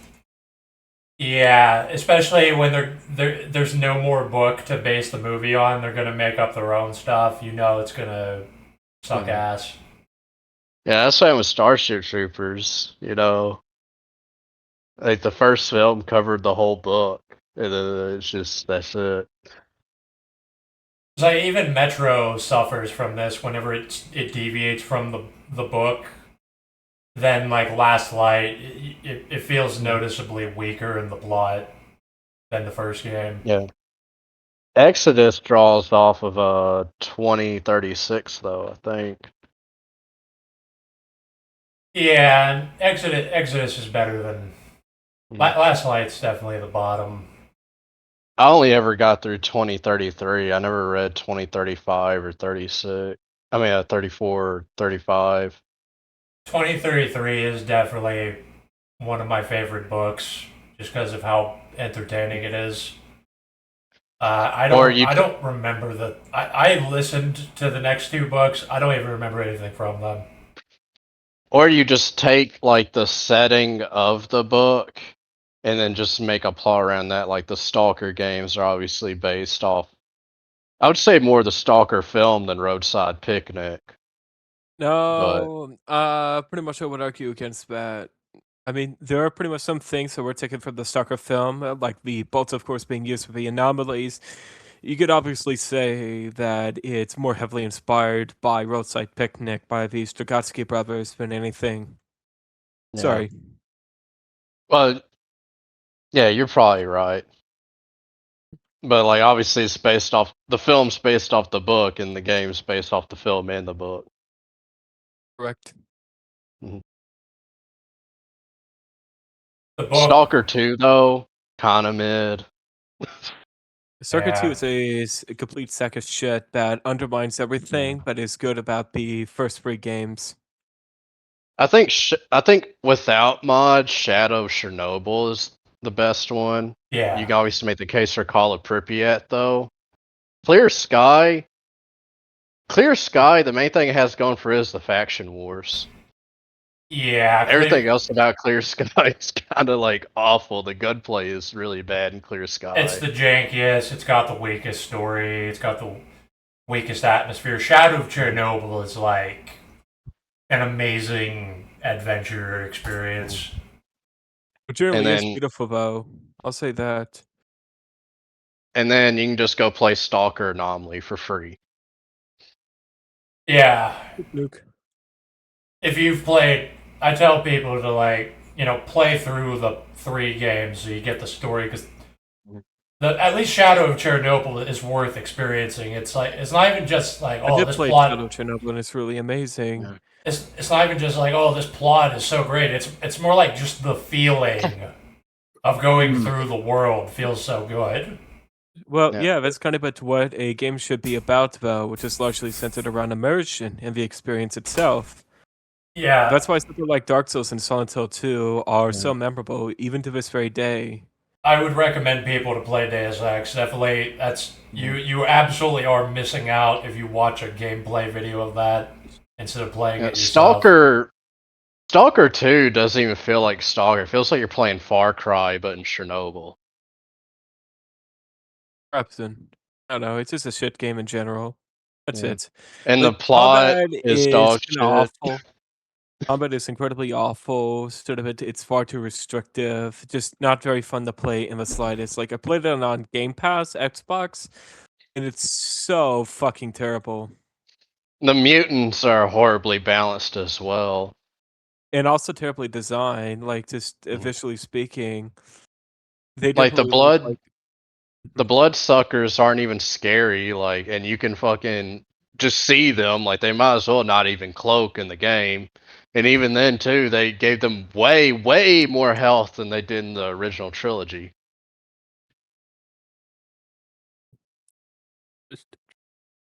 Have you guys ever played Singularity? Singularity? No. I had that on the 360, I think. Yeah, that's what I played it on, this 360. It's just a first-person shooter, kind of goes through alternate timelines, and you just. I remember there was a game called like Darkest of Days where you like time travel to the Civil War and World War One. Yeah, I remember that.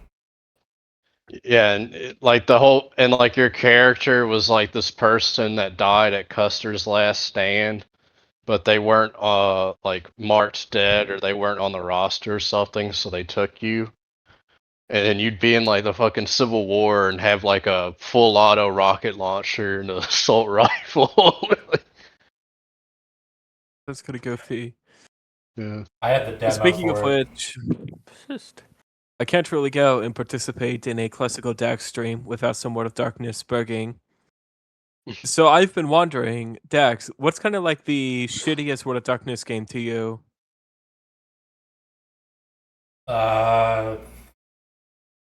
Like just failing what it sets out to do. I'd say. I mean, it seems like New Mage sucks because they do so many things to sidestep paradigms and avoid paradox, where mages are just like guys in t-shirts that have infinity power and like there's no they have infinity power and can do whatever they want, and they lose a fight against Elon Musk and Donald Trump. That's what New Mage is. That's pretty embarrassing. Are you talking about 20th century? Are you talking about 20th anniversary edition? Yeah, 20th anniversary.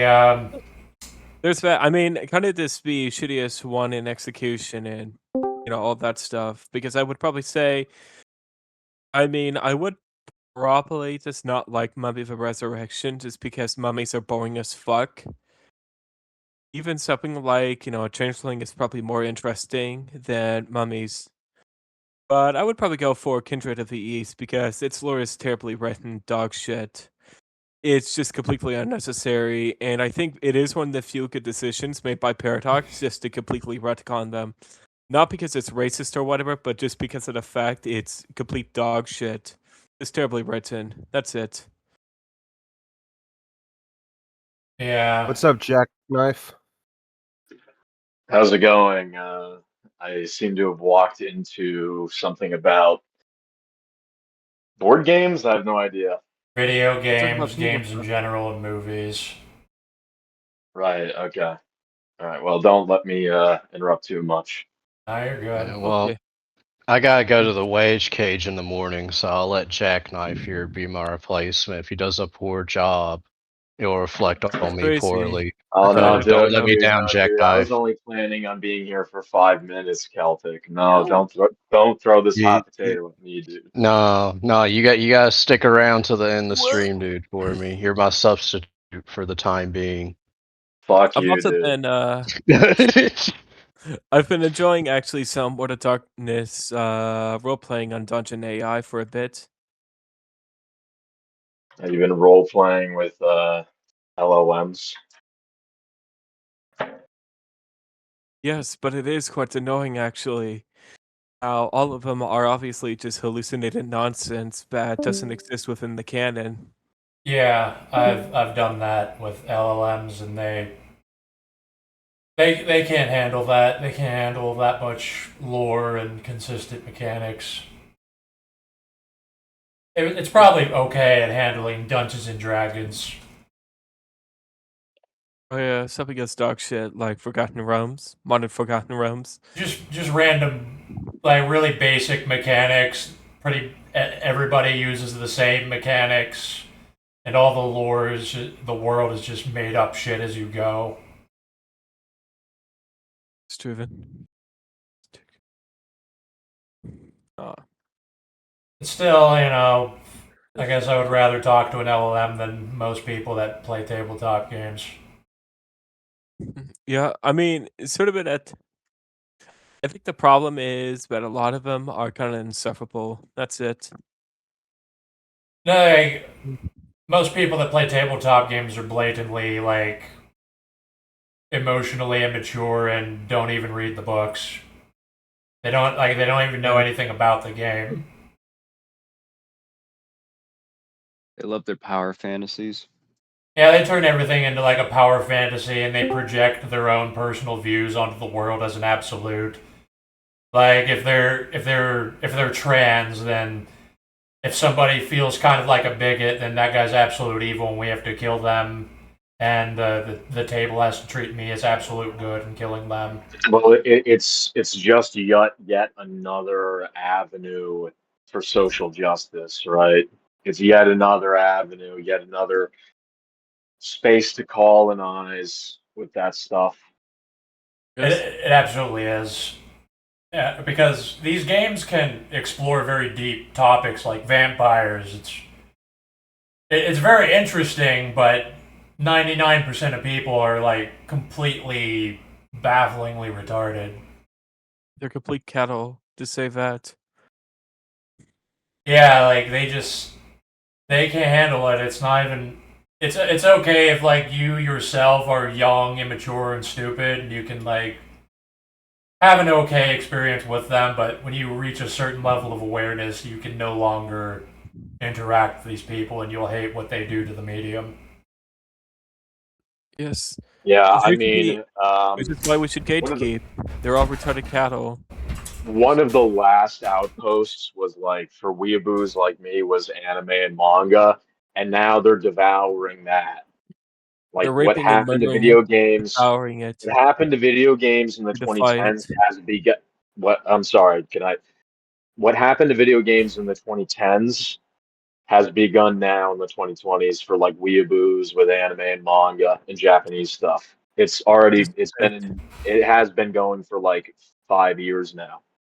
Yeah. All these data centers making PC gaming less and less affordable, and the mainstream space being taken over by a bunch of subversive retards. I think this is actually a really good thing because this is going to force an underground movement that will become the new mainstream eventually, and it's going to be a renewal. We can hope for that, but I don't know if they raise the prices too high, it might strangle anything that could arise in its place, than anything that could grow from the sort of the cracks in the pavement. Yeah, and I feel And they seem to be playing for keeps. You know, they're really erecting the surveillance state at an alarmingly rapid rate. they won't Cameras are allow installing everywhere. they won't allow like a real cultural change to happen. Like they believe. I was saying earlier in the stream, like punk fantasy and punk sci-fi, cyberpunk from like the '60s to the '90s. That's all considered like regressive, backwards, and bigoted stuff now, even though it was really revolutionary and rebellious for the time. And I feel like that grounded edge and insight and general knowledge, like they won't allow that to resurface and refresh culture. Like they will just like culture is like just this. It's this monolithic thing where a few centralized entities control everything. And if you're not like a Zionist right winger or like a trans liberal or socialist, then you just get unpersoned. You get wiped out. Like they don't allow you to change So society. if you're not like built for BBC, and you're also not built for BBC, plus of course you like to chop your cock off, you're basically excluded. That's it. If you're not a middle class to upper middle class co religionist Zionist, you are excluded from the right wing, essentially, the mainstream right wing. And when it comes to the left wing, you have to be a hive mind, freakazoid, like bigoted freak towards everyone that isn't one of you. And then you're excluded if you're not part of that. You have to Here's believe what in the my problem science. with the current landscape of the right wing is. This If is you're my not problem. subhuman This is my problem. cattle that deserves to be sort of to have its head be completely destroyed by a bolter, then sort of you're not going anywhere. Sorry, you just This is don't belong to the group. this is my problem with the current right wing is that it's like split down the middle between either anti-Zionists that are now becoming like kind of anti-white and becoming these stooges to like Arabs and like really gassing Arabs up and like their cheerleaders, or on the other side it's just pro-Zionist, right? And it's like it's completely ruined. Yeah, they're like Duganists, right? Like they side with like Russia and they say Orthodoxy is based and Islam is based. Yeah, that's the crazy thing, though. The anti-Zionists, who are the leftist side of the anti-Zionists, they are only anti-Zionists in the guise of anti-Western values. They see that as the pinnacle of colonialism and all the things that they don't like is in one place, and they're not entirely wrong. But the problem is that it is a purely anti-white movement. At the end of the day, it's purely anti-Western. They want to destroy America. I mean, they don't understand it correctly, right? They just don't. They view it as a white I don't think they're supremacist. that dumb. They view it as a white supremacist thing, but that's not what it is. The Jews are not white. It's like what was Hitler's socialism? It was racism. And for the for the leftists, their anti-Zionism is anti-white. And the goal is that they just hate white people and they'll use any excuse to achieve their goals and their Marxist ideology.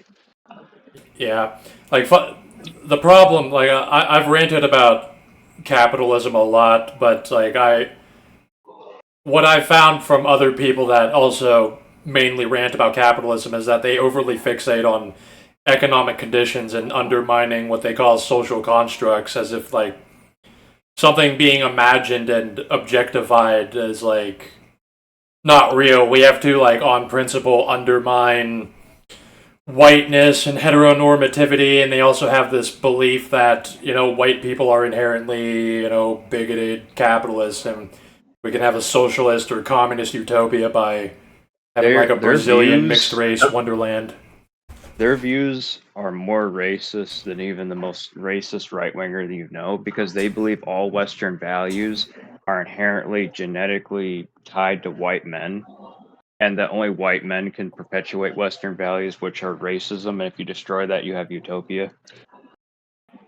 Yeah, and then they'll ignore race selectively. Like whenever you come with the problem of, I guess, Zionists or something, they will ignore. They'll say that it's all about like white. It's all about like economic conditions.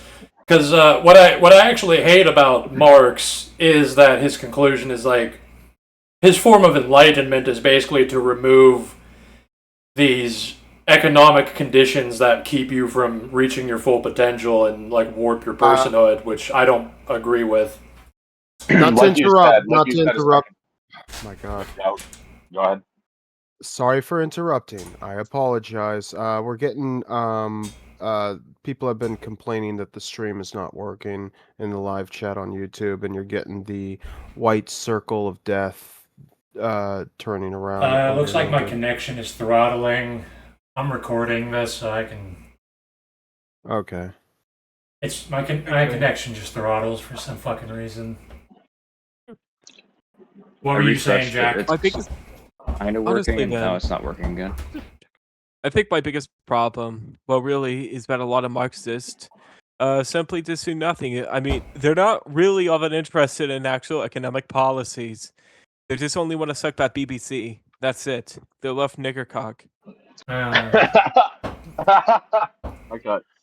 I mean, I think you're maybe don't say that on YouTube. Yeah, you gotta hold back on. We're already probably getting shut down right now. But anyways, I wanted to say something. Yeah, what were you saying, Jack? You said you said I was right or something about Marx's analysis. Yeah, so I mean, well, no, what I was about to say, I mean, kind of. What I was saying was that these people, right, these people, they claim that they're so focused on economics, right? To the exclusion of all other social ills and ails, unless it's white people. But that's part of their issue. I mean, apart from the fact that I'm white, one of the reasons I'm not like a communist or socialist is just because they refuse to contain it to merely economic issues. Like they're just completely anti-white. Yeah, they are. Like as I've pretty much laid out all the problems with the world, and capitalism is a big problem, but you can't do anything without acknowledging, certain exclusive groups that control media, finance, law, and also the liberals and leftists. Social issues are major, and they kind of engage in some tactical nihilism where they deny your social issues, that it's all economic, that social issues, culture war, that's false consciousness, right? But for their stuff, transgenderism, trans bathrooms, this, that, mass migration, right? Prison abolition, whatever it is, that's not even like, they don't categorize that as being in the realm of like social issues. They categorize it as being in the realm of being a decent fucking human being. It's just settled. It's like, how can you argue against it? It is. Because I say it They is. cordon it off. They cordon it off from the realm of public debate and politics by not even categorizing it as social issues that they advocate for in addition to their economic proposals. It's part of the reason why I'm not a socialist or communist. I mean, these people are so self-deluded. They're either there are a number of types you meet. Some are very self-deluded, some are consciously, cynically, knowingly lying. It's like, A lot of these capitalists are no better than socialists, and the things that they push for, like the free market capitalism they preach, only I'm not a just capitalist. works I'm not a capitalist. when the Yeah, I'm not state a isn't capitalist. constantly raping you, when it isn't taxing you to death. Like if people would have a free market if it wasn't for the state, and the more powerful the state is, the less of a free market you have. But these capitalists, they want big government. They're perfectly fine with the government spending its currency into oblivion, as long as that they stay at the top and their companies are basically have the nepotistic power over the whole nation. Individualists' hatred of government is purely performative. They're not serious about it. They want a slice of the pie. And capitalists cannot function without a strong government, like market and individual rights. Like, you need strong government to enforce these things. To keep the people down and like upstarts from being able to usurp these big companies. Yeah. Are you familiar with Robert Michel's Iron Law of Oligarchy? No. Is that a book? Robert Michel was I don't know if I'm pronouncing his first name correctly, but Robert Michel was, I believe, an Italian-born, ethnically German fascist philosopher, political theorist. And he started out as a socialist, as so many of them did, right? And when he was a socialist and he was engaging in sociology, he observed that like all these socialist movements, right, ended up consolidating into an oligarchy at the end because of the basic functions of bureaucracy itself. Like his thesis was that embedded into the basic function of any human bureaucracy are the principles and conditions for the eventual consolidation of an oligarchy, irrespective of political system. Yeah, like, no matter what your system is, there's always going to be like the static hierarchy that emerges in the form of like the ruling elites, and that includes socialism and even academia. And part of his thesis was that the mere act of delegating tasks in and of themselves, responsibility and delegation of duties and responsibilities, the forming of any kind of bureaucracy in and of itself creates the conditions for eventual oligarchy. Like, bureaucracy just innately leads to the oligarchy. And I mean bureaucracy in the broadest possible sense, and I'm including like internal capitalist bureaucracy with this. Or at least he did.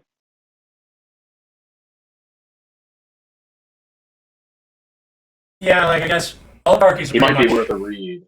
He might be worth reading. Oligarchies are pretty much an inevitability in any system, and you basically have to... Like, China's more of a step in the right direction, where, yeah, they're ruled by, like, a ruling elite oligarchy, but the oligarchy of the capitalists is subservient to the absolute power of the People's Congress. That you're not allowed to fight against it. You have to control the oligarchy. Yeah, but oligarchies are pretty much an inevitability.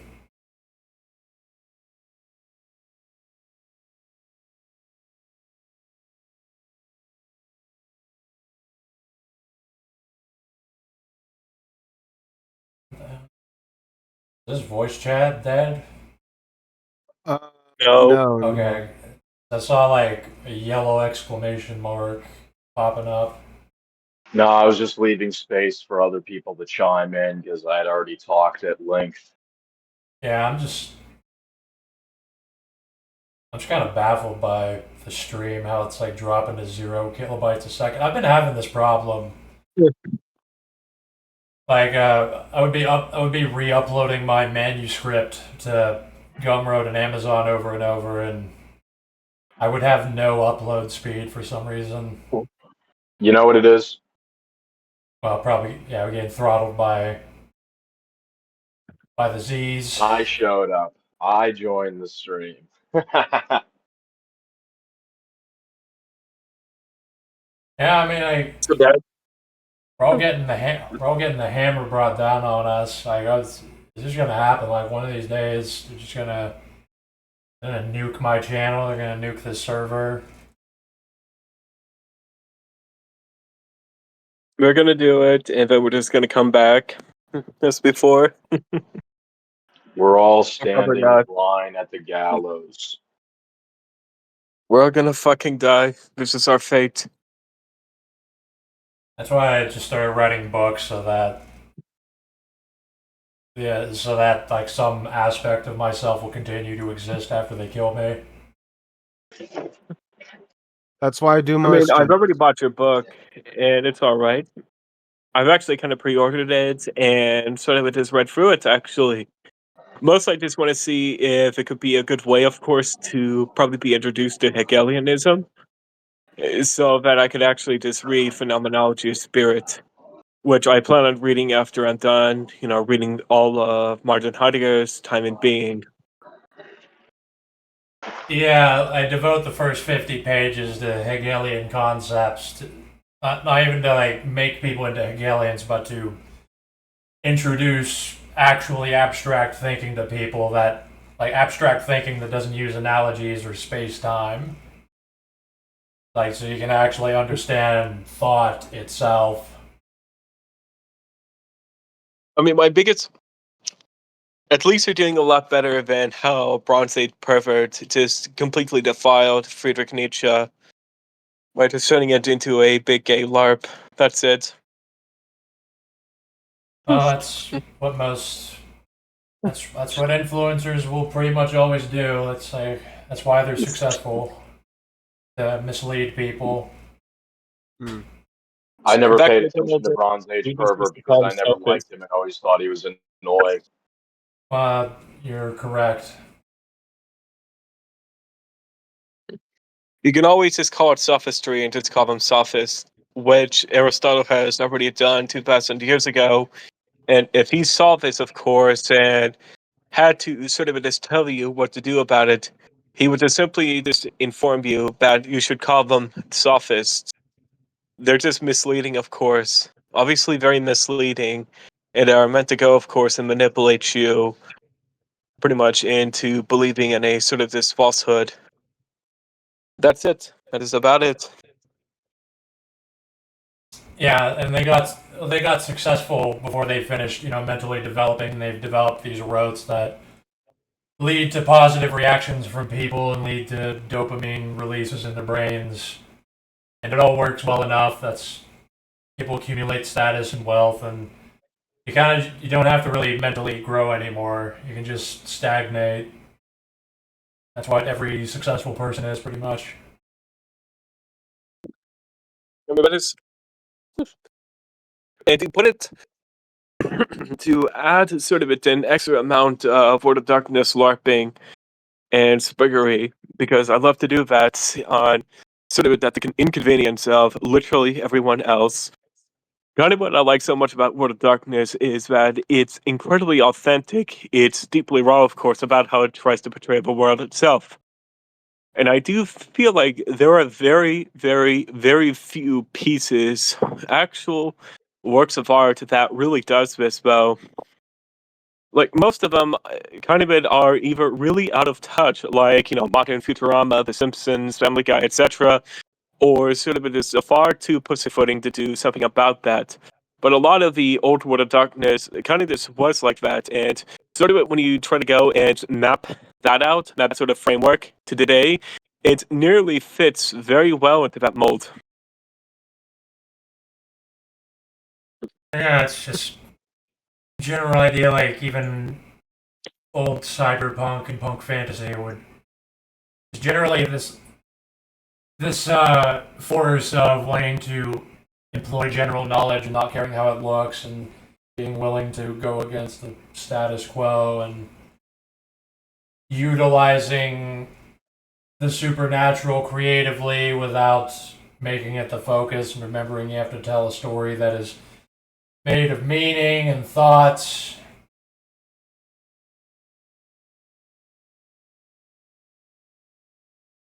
Yep.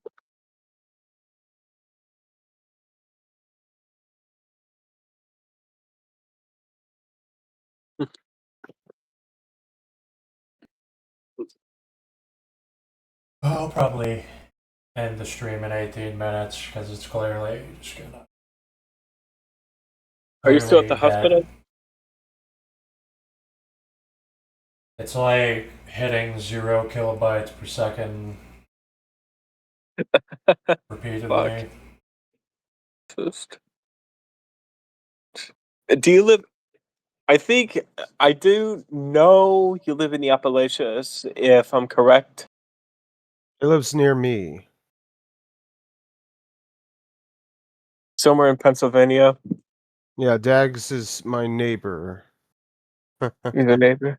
Like an hour. Are we You guys on live in the same stream? town or a different place? I don't know. Are we on stream right now? Technically, but it has no internet speed, so it's not really working. I mean, I was gonna mention something about Pennsylvania, but never mind. If we're on stream, Is it something you have to express with like slurs, or or is there like a certain no, ethnic no, group that no, has no. disproportionate? It's privacy. Okay.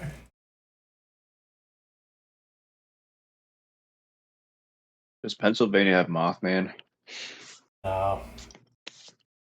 West No. Virginia has Mothman.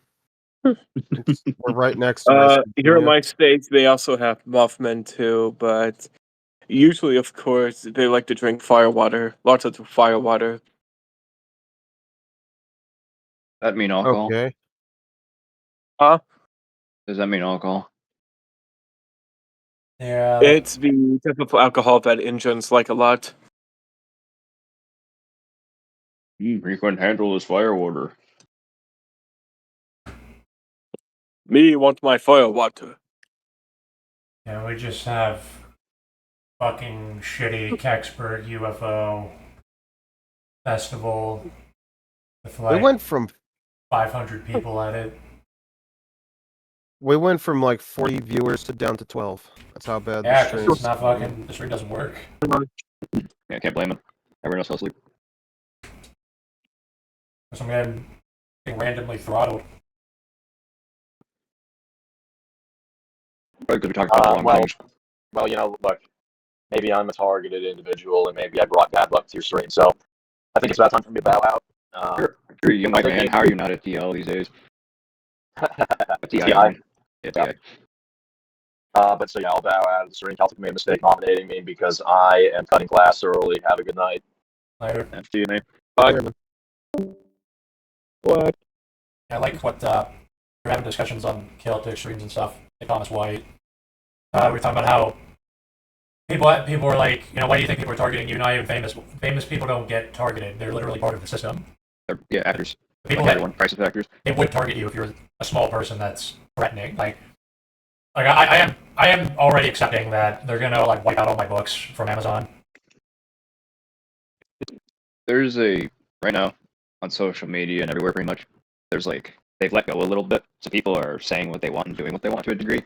And I think it's on purpose. I think they're trying to rile people up for whatever they're planning for. Not really. They're I allowed. mean, I can agree with that. Have you seen some of the shit that they post on X? It's fucking frightening. Right. You look at Instagram, you look at X, you see 100,000 views. Maybe half of them are bots, but still, that's a lot of views. And it's like it can be really based or just really like rage baity.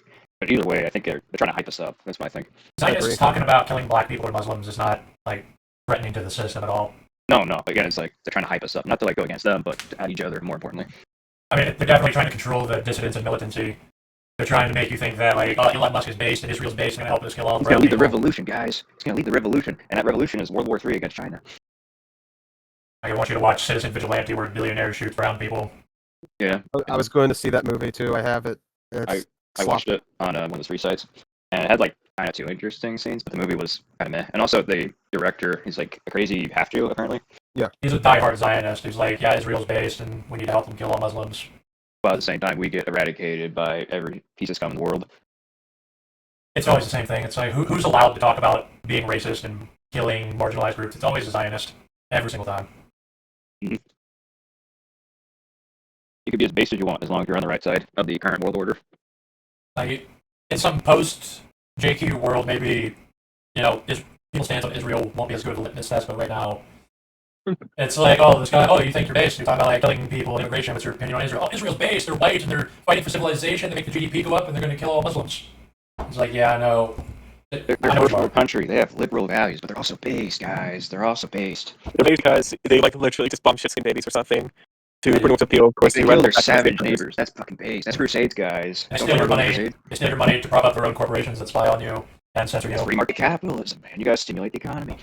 Yeah, they should actually, the global economy. They should make a worthwhile contribution to the free market by buying something from Celtic and then just blowing their fucking brains out. That'll be very nice of them. Like, you're just up against it's basically just fighting individualists. Like, if all individualists disappear, that would get rid of boomers, liberals, libertarians, and caps, conservatives, and pretty much all the problems would be fixed. A lot of the people that we have the biggest grievances for are members of the first world that are working in some way that is dissolving society into entropy. Because at the end of the day, if we killed one after the first world bombed each other, you'd just have the third world, and they would probably mostly starve to death. They are, like, the USA got cut off, and now there's like 100 million African babies starving or something. That's mostly, I know that I think they're blown out of proportion. Other countries are stepping up to keep them fed at the end of the day, other Western nations. Free food and shit. To all these retarded, brain dead, ADIQ shit skins, back country literally fucking nothing. Nigeria had more babies, I think, already this year than the entire Western world combined. It's just one country, and it's half Muslim and half like evangelical Christian. I don't really think Nigeria is that high of a population, to be honest. I mean, you really think about it. They, like, on average, are having over 10 children a family. That's why it's so high. Because in Nigeria, they had this whole dream before pre-colonial, that having the more children you have, the higher status you have in the tribe. And so that carried on, kind of like an India caste system. It carried on. Yeah, but the thing is, like, do you think they're really... But if Nigeria and Indonesia had like well over 100 million people, don't you think there would be a lot of influence coming from those countries? Because I don't really hear too much about anything happening in Nigeria other than like kidnappings and shit with If you look back or in the Indonesia. 1970s, their GDP and general well-being and like education has not gone up substantially in the past 50 years. However, the populations have more than doubled. You want to know why? You want to know why? Of course, they have not actually been succeeding in the slightest because they're worthless. They're completely worthless. Ethiopia, I think, is building the world's largest hydroelectric dam. But they're doing it for like China or something. And China's investing a lot of their infrastructure in power generation. Yeah, they're either setting up, like, I forget the name, but the Chinese have developed a type of mining that is the fastest, most efficient in the world. However, it leaves behind the most environmental damage humanly possible. And so China's been setting up these gold mines all over Africa, and they just leave after 2 months after they get all the gold, and they just completely destroy the environment. Don't care. Yeah, it's definitely not out of altruism. China's pretty... It's not good whenever a country is kind of like not so, because they don't really do what's good for the world. They just kind of do what's good for themselves. It's not even truly self-serving. It only serves the wealthy in China, the average person. It doesn't help their economy. The only good thing that they do for their own people when they do this is they hire Chinese people. They bring them over, and like 8% of the workforce will stay Chinese, so that creates jobs, but at the expense of the local population completely. Thank you, sissies. Literally, of course, how do we respond to the fact that China is literally imperialist? China is a lot of things. You could throw a lot of words at it, and it would fit the definition to some degree. They really just do whatever fits the narrative for themselves in the moment. That is kind of... It's okay to do that if you have like a strong, centralized government where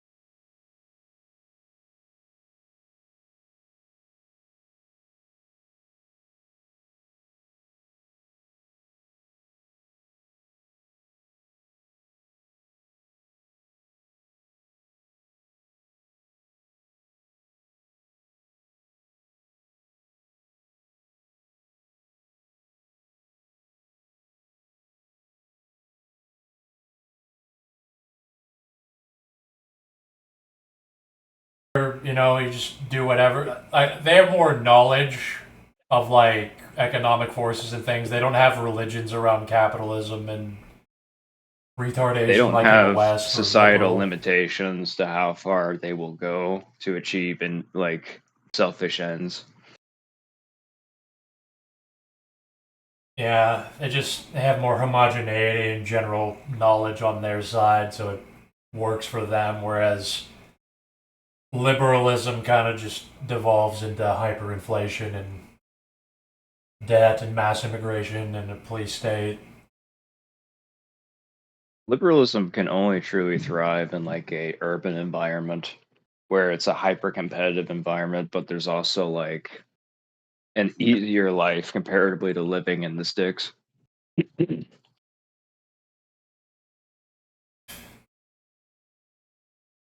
Yeah, if you don't need a car and you can just walk to work, things You could be generally cost homeless. You can be a businessman who works 80 hours a week and be insane.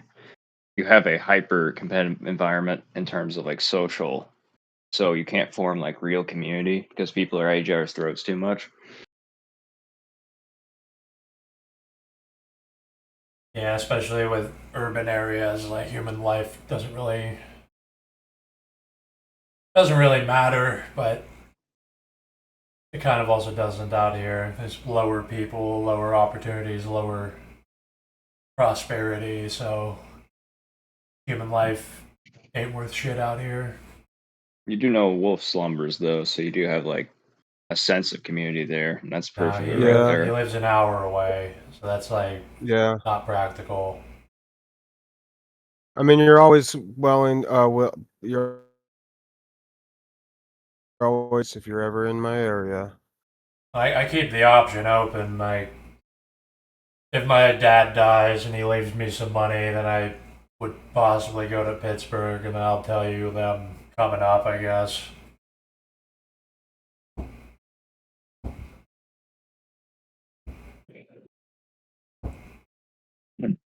Something nice about China is that it is a third world country in most respects. Like outside the cities, it may as well be a third world country. So the government doesn't have as much actual control as they claim. So you have these people who just set up factories and don't really they don't really get hammered down by the system like it is here in America. Like if you want to build a factory in America, you have to like spend $80 million and it has to be by all these regulations. But in China, they don't have strong regulations. At least they're not enforced. So you can, build a concrete box and just hire locals and pay them like 3 cents an hour. And in that environment, that's not a bad thing because that's the prices. That's just their, level of currency. China kind of does libertarianism and authoritarianism at the same time, where pretty much generally anywhere you're allowed to kind of do whatever. It's pretty libertarian, but if you get noticed, then they kill you. The only limiter to the free market is the state. The state is the enemy of property rights and individual liberty. Without it, who else can bully you? It is the most powerful bully around. Yeah, actually, if you have a strong state that maintains the culture, understands that private interest shouldn't control media because media controls culture and consensus. So media should be controlled by the government. Whenever you have things like that and you have a strong monopoly of violence, then you can secure personal liberties and You free could market. say that media in America was better off being controlled by greedy capitalists than the CIA, which it is how it is now. Yeah, well, it's kind of both right now because the CIA, well, the government itself in the United States is completely corrupt and discoherent. It's just a bunch of conflicting self-interests that defer accountability onto each other. So it's not even really distinct. You can't even really distinguish the market from the state because they act the same. Right. They're so intermingled and serving a handful of individuals. Like there is no like monolithic state really. There's nothing like we can really call the state because it's like a bunch of conflicting forces controlling it and like The making state it is schizophrenic. mostly a bunch of bureaucrats and then the systems of enforcement for those bureaucrats. So you can have like here's an example. One of my family members, they wanted to do some solar panels. They wanted to get off their energy grid and just go like self-sufficient. And they're like local county, they were getting bribed, I guess, by the solar panel company, and they made it almost impossible for them to do it on their own without going through them. And they just threw every legal thing in the book to keep them from having solar panels. Unless they went through them specifically. So it took them 2 years before they finally were able to do it. Yeah, China doesn't really do that as much because they're more coherent, whereas the United States laws are just being distorted and made by so many different people, and it turns into like a confusing mess full of loopholes. And then even local capitalists are using the government to run their competition out of town. Right. They use the system, the rule of law, as they say, as a means of oppression against the people.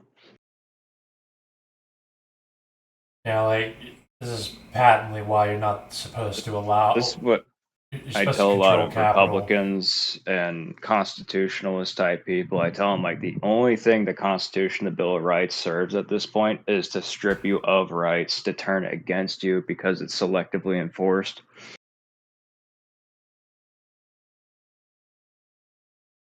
Yeah, like It literally means nothing at this point. It's just a new means of tyranny. It's a new form of tyranny.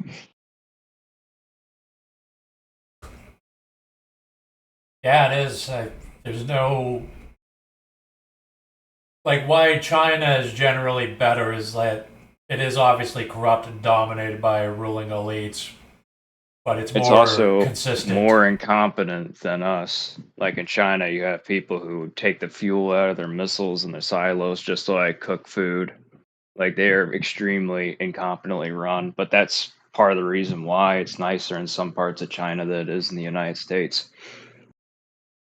They're like it's partly incompetence. I feel like they have developed an ideology around it too, where it's like we can't enforce certain laws on people, and we might as well not because it works. Like we can kind of pull back on traffic laws because we don't have the ability to really enforce it massively, and people seem to function better if you just allow things to happen naturally. Like you have a culture where people naturally develop a culture of what the traffic laws are, what you should do on the road. And then but there's still like this state that will just kill everybody that becomes a problem. Mm-hmm.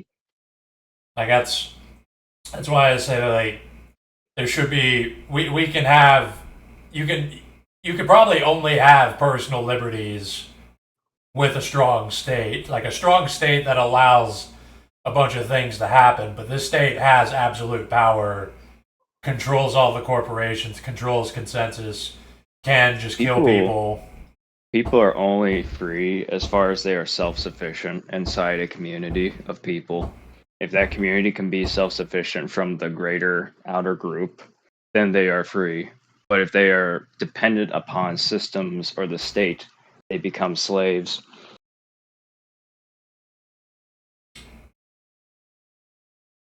Yeah. That's why liberals they're the biggest advocates for the state and always have been and always will be. They cannot live without the state. The state is like the tit that they can't escape from.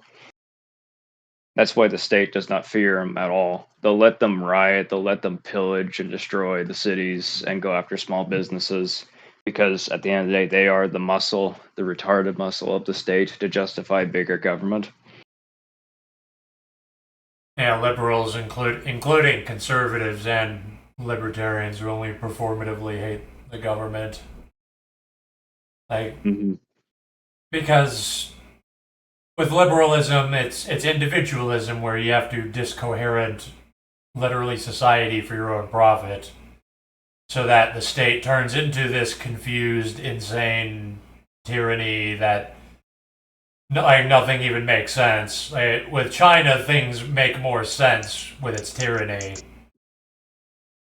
It makes more sense only because their state over there is only functional in the cities, and then outside of the cities, it is unfunctional. It's like it's a line of propaganda that they're a striving country when they sacrifice their like peasants outside the cities when there's floods to save the cities from being flooded. There's a very big divide between the people of the cities and the outside the cities. Obviously, like the city people look down on the rural people. Right. That's what there was. In India was returning fire, saying that China has a caste system. There's like these ruling elites, and then like city people look down on the rural people, and that is true.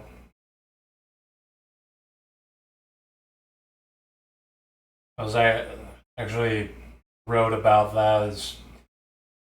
I say I'm aware of all the flaws that China has, and some of it's incompetence. Other times it is their ideology to like allow things to just play out. Their ideology is Marxism. They become self-aware that like of their capabilities and what they want, where you can just allow anarchy kind of selectively, not like real anarchy. Like nobody. It's impossible for warlords or megacorps to rise up because they will actually just be killed. But there's like traffic laws. It's a hypocrisy you find in almost all countries. All legal systems are selective in how they enforce their laws, because at the end of the day, it's about preserving the system and taking out any threat to the system. So something, even if it's highly illegal or wrong or whatever, it's not going to necessarily enforce or go after, put resources into fixing those problems, so long as it's not a true threat to the state. You have a crazy jihadist stabbing people in the middle of the street. He's not a threat to the state. He's a threat to the average person. And actually, he's a benefit to the state because he justifies more policing and harsher laws so that the state gets more power. Yeah, and that's the problem with the individualist outlook with liberal countries is that it is just like for China that looks bad for them if there's somebody that runs around stabbing people. Like they still have that problem and they suppress the information around it, but they actually have to save face by ensuring that these things don't happen. That's a thing that does happen quite a bit in China. They call it revenge against society. They've had terrorist bombings in China and they don't report on it or put it on the news because it would make them look bad, because they're trying to maintain a facade of a perfect state with a perfect police state system running. Yeah, and of course it is still happening. It's a fucking country of 1 billion people. America has tons of violence and shit still happening, and we have 1/4 of their amount. And China obviously is still oppressive. There's the ruling elites and stuff, but they still have an idea of what they want. They have an idea of the limits of their government, of the limits of things that they use, like markets. They do have direction, which is something our society lacks. We don't have a societal direction. It's just infinite GDP growth is our direction. In China, they have 5-year policies, and they do have things they actually kind of strive for on a collective level. They literally, I'm not saying they're going to realize this, but they have a 100-year plan to achieve communism. Like that's actually they actually have a teleology that isn't just they have goals. Like an upper that isn't just like society being passed around by the wealthy who avoid all accountability and consequences. And then you go to the next question is like why is that? Why did individualism Like, it's pretty like self-evident. Like, individualism as a model for society is fucking degenerate. Like, you don't even get to have true individualism because you become enslaved to like warlords and capitalists and politicians. Like, you don't even have real rights under liberalism. There's a balance to it and a nuance that the state has to be small enough where it cannot become tyrannical and then become the bodyguard of capitalists. And then it can't be so small that it cannot enforce basic laws to create a decent society where the average person can have some advocacy against bullies.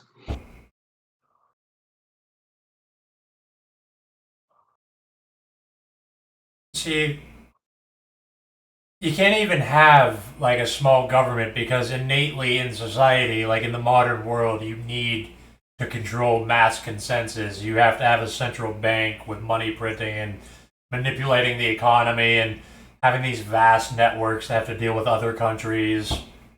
Like, it's literally inevitable for there to be a large government. It's not even like the question is like how focused of the government do you want it to be? Do you want the government to be comprised of people that acknowledge like concepts like the market and individualism are not absolutes? It's more like we shouldn't be individualist, absolutely. We should be individualist, like we should encourage individual behaviors in some regards. We made a video about this before that the average farmer, you made like it was like a little story thing. He doesn't need to think too hard because his life is simple. He just needs to worry about his livelihood.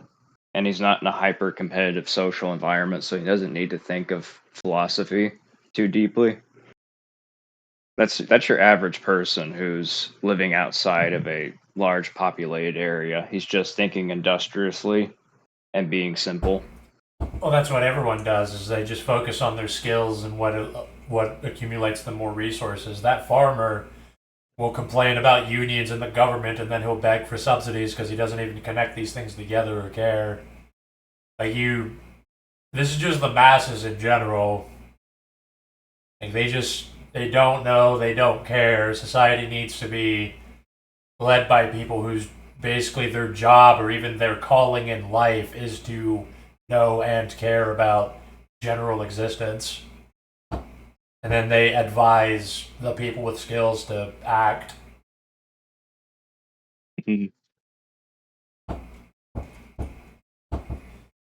Which is what my whole book is about, pretty much.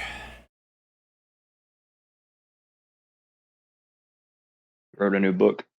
Yeah, I published a 430-page manifesto.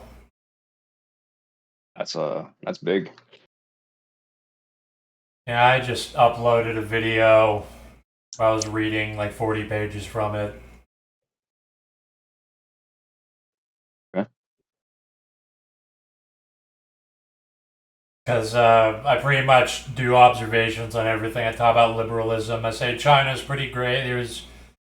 There's these flaws. Like, I basically had this conversation I just had with you, but I had it with myself explaining it. Not to be a dick, but your stream just died. Like It died a while ago, actually. Yeah. It died a while ago, but it's officially on the. It's done, you know. Right. Yeah, it's been at 0 kilobytes for a while. But, I mean, that's... I think, like, after a while, it, like, shuts down. Yeah, no, you can start a stream, close it down, start it again, it'll still be one stream. But, I mean, yeah, that's where I was gonna end it anyway. I mean, my internet's getting... It's only my upload fucking speed, by the way. It's kind of sus. Yeah, that's weird. I mean, you think the government is doing this, or some powers that be? There could be keywords that they don't like that could influence that, but I can't say for sure. It could be a lot of things. It could just be the incompetence of the fucking internet service provider. I don't doubt that at all. Because they are run by corrupt That's- retards. The most likely suspect, I'd say. But I mean, whatever. Like, I was recording it, and hopefully it captures. It got everything up to midnight, up to like 14 minutes ago. Because otherwise, I'm gonna have to upload the stream. I think it was doing that like beforehand, but I don't know. Like Now, I know it was doing that beforehand, but it was still getting enough data that it was still streaming. So Yeah. because whenever my internet gets throttled, that doesn't mean that like it ends the stream there. It actually will upload, like it will upload the stream that people should have been seeing. But if that doesn't happen, then I have to upload it, whatever. And that's why I have the chat appear on the screen now, so that people can see the chat and what was being said. Even though it's kind of hard to see because of the thermal imaging effect. Yeah. Whatever, I'll stop here. I'm gonna turn on my AC and listen to music, maybe play Arcanum. Alright, man. Good talking to you again. Good talking to you, Falco and Wolf. Thank you, man. Y'all have a good night. Later.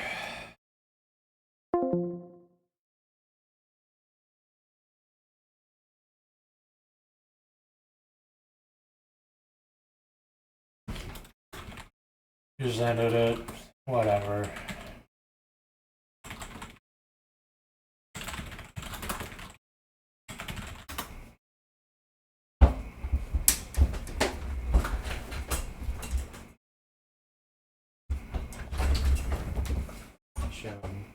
Conversation.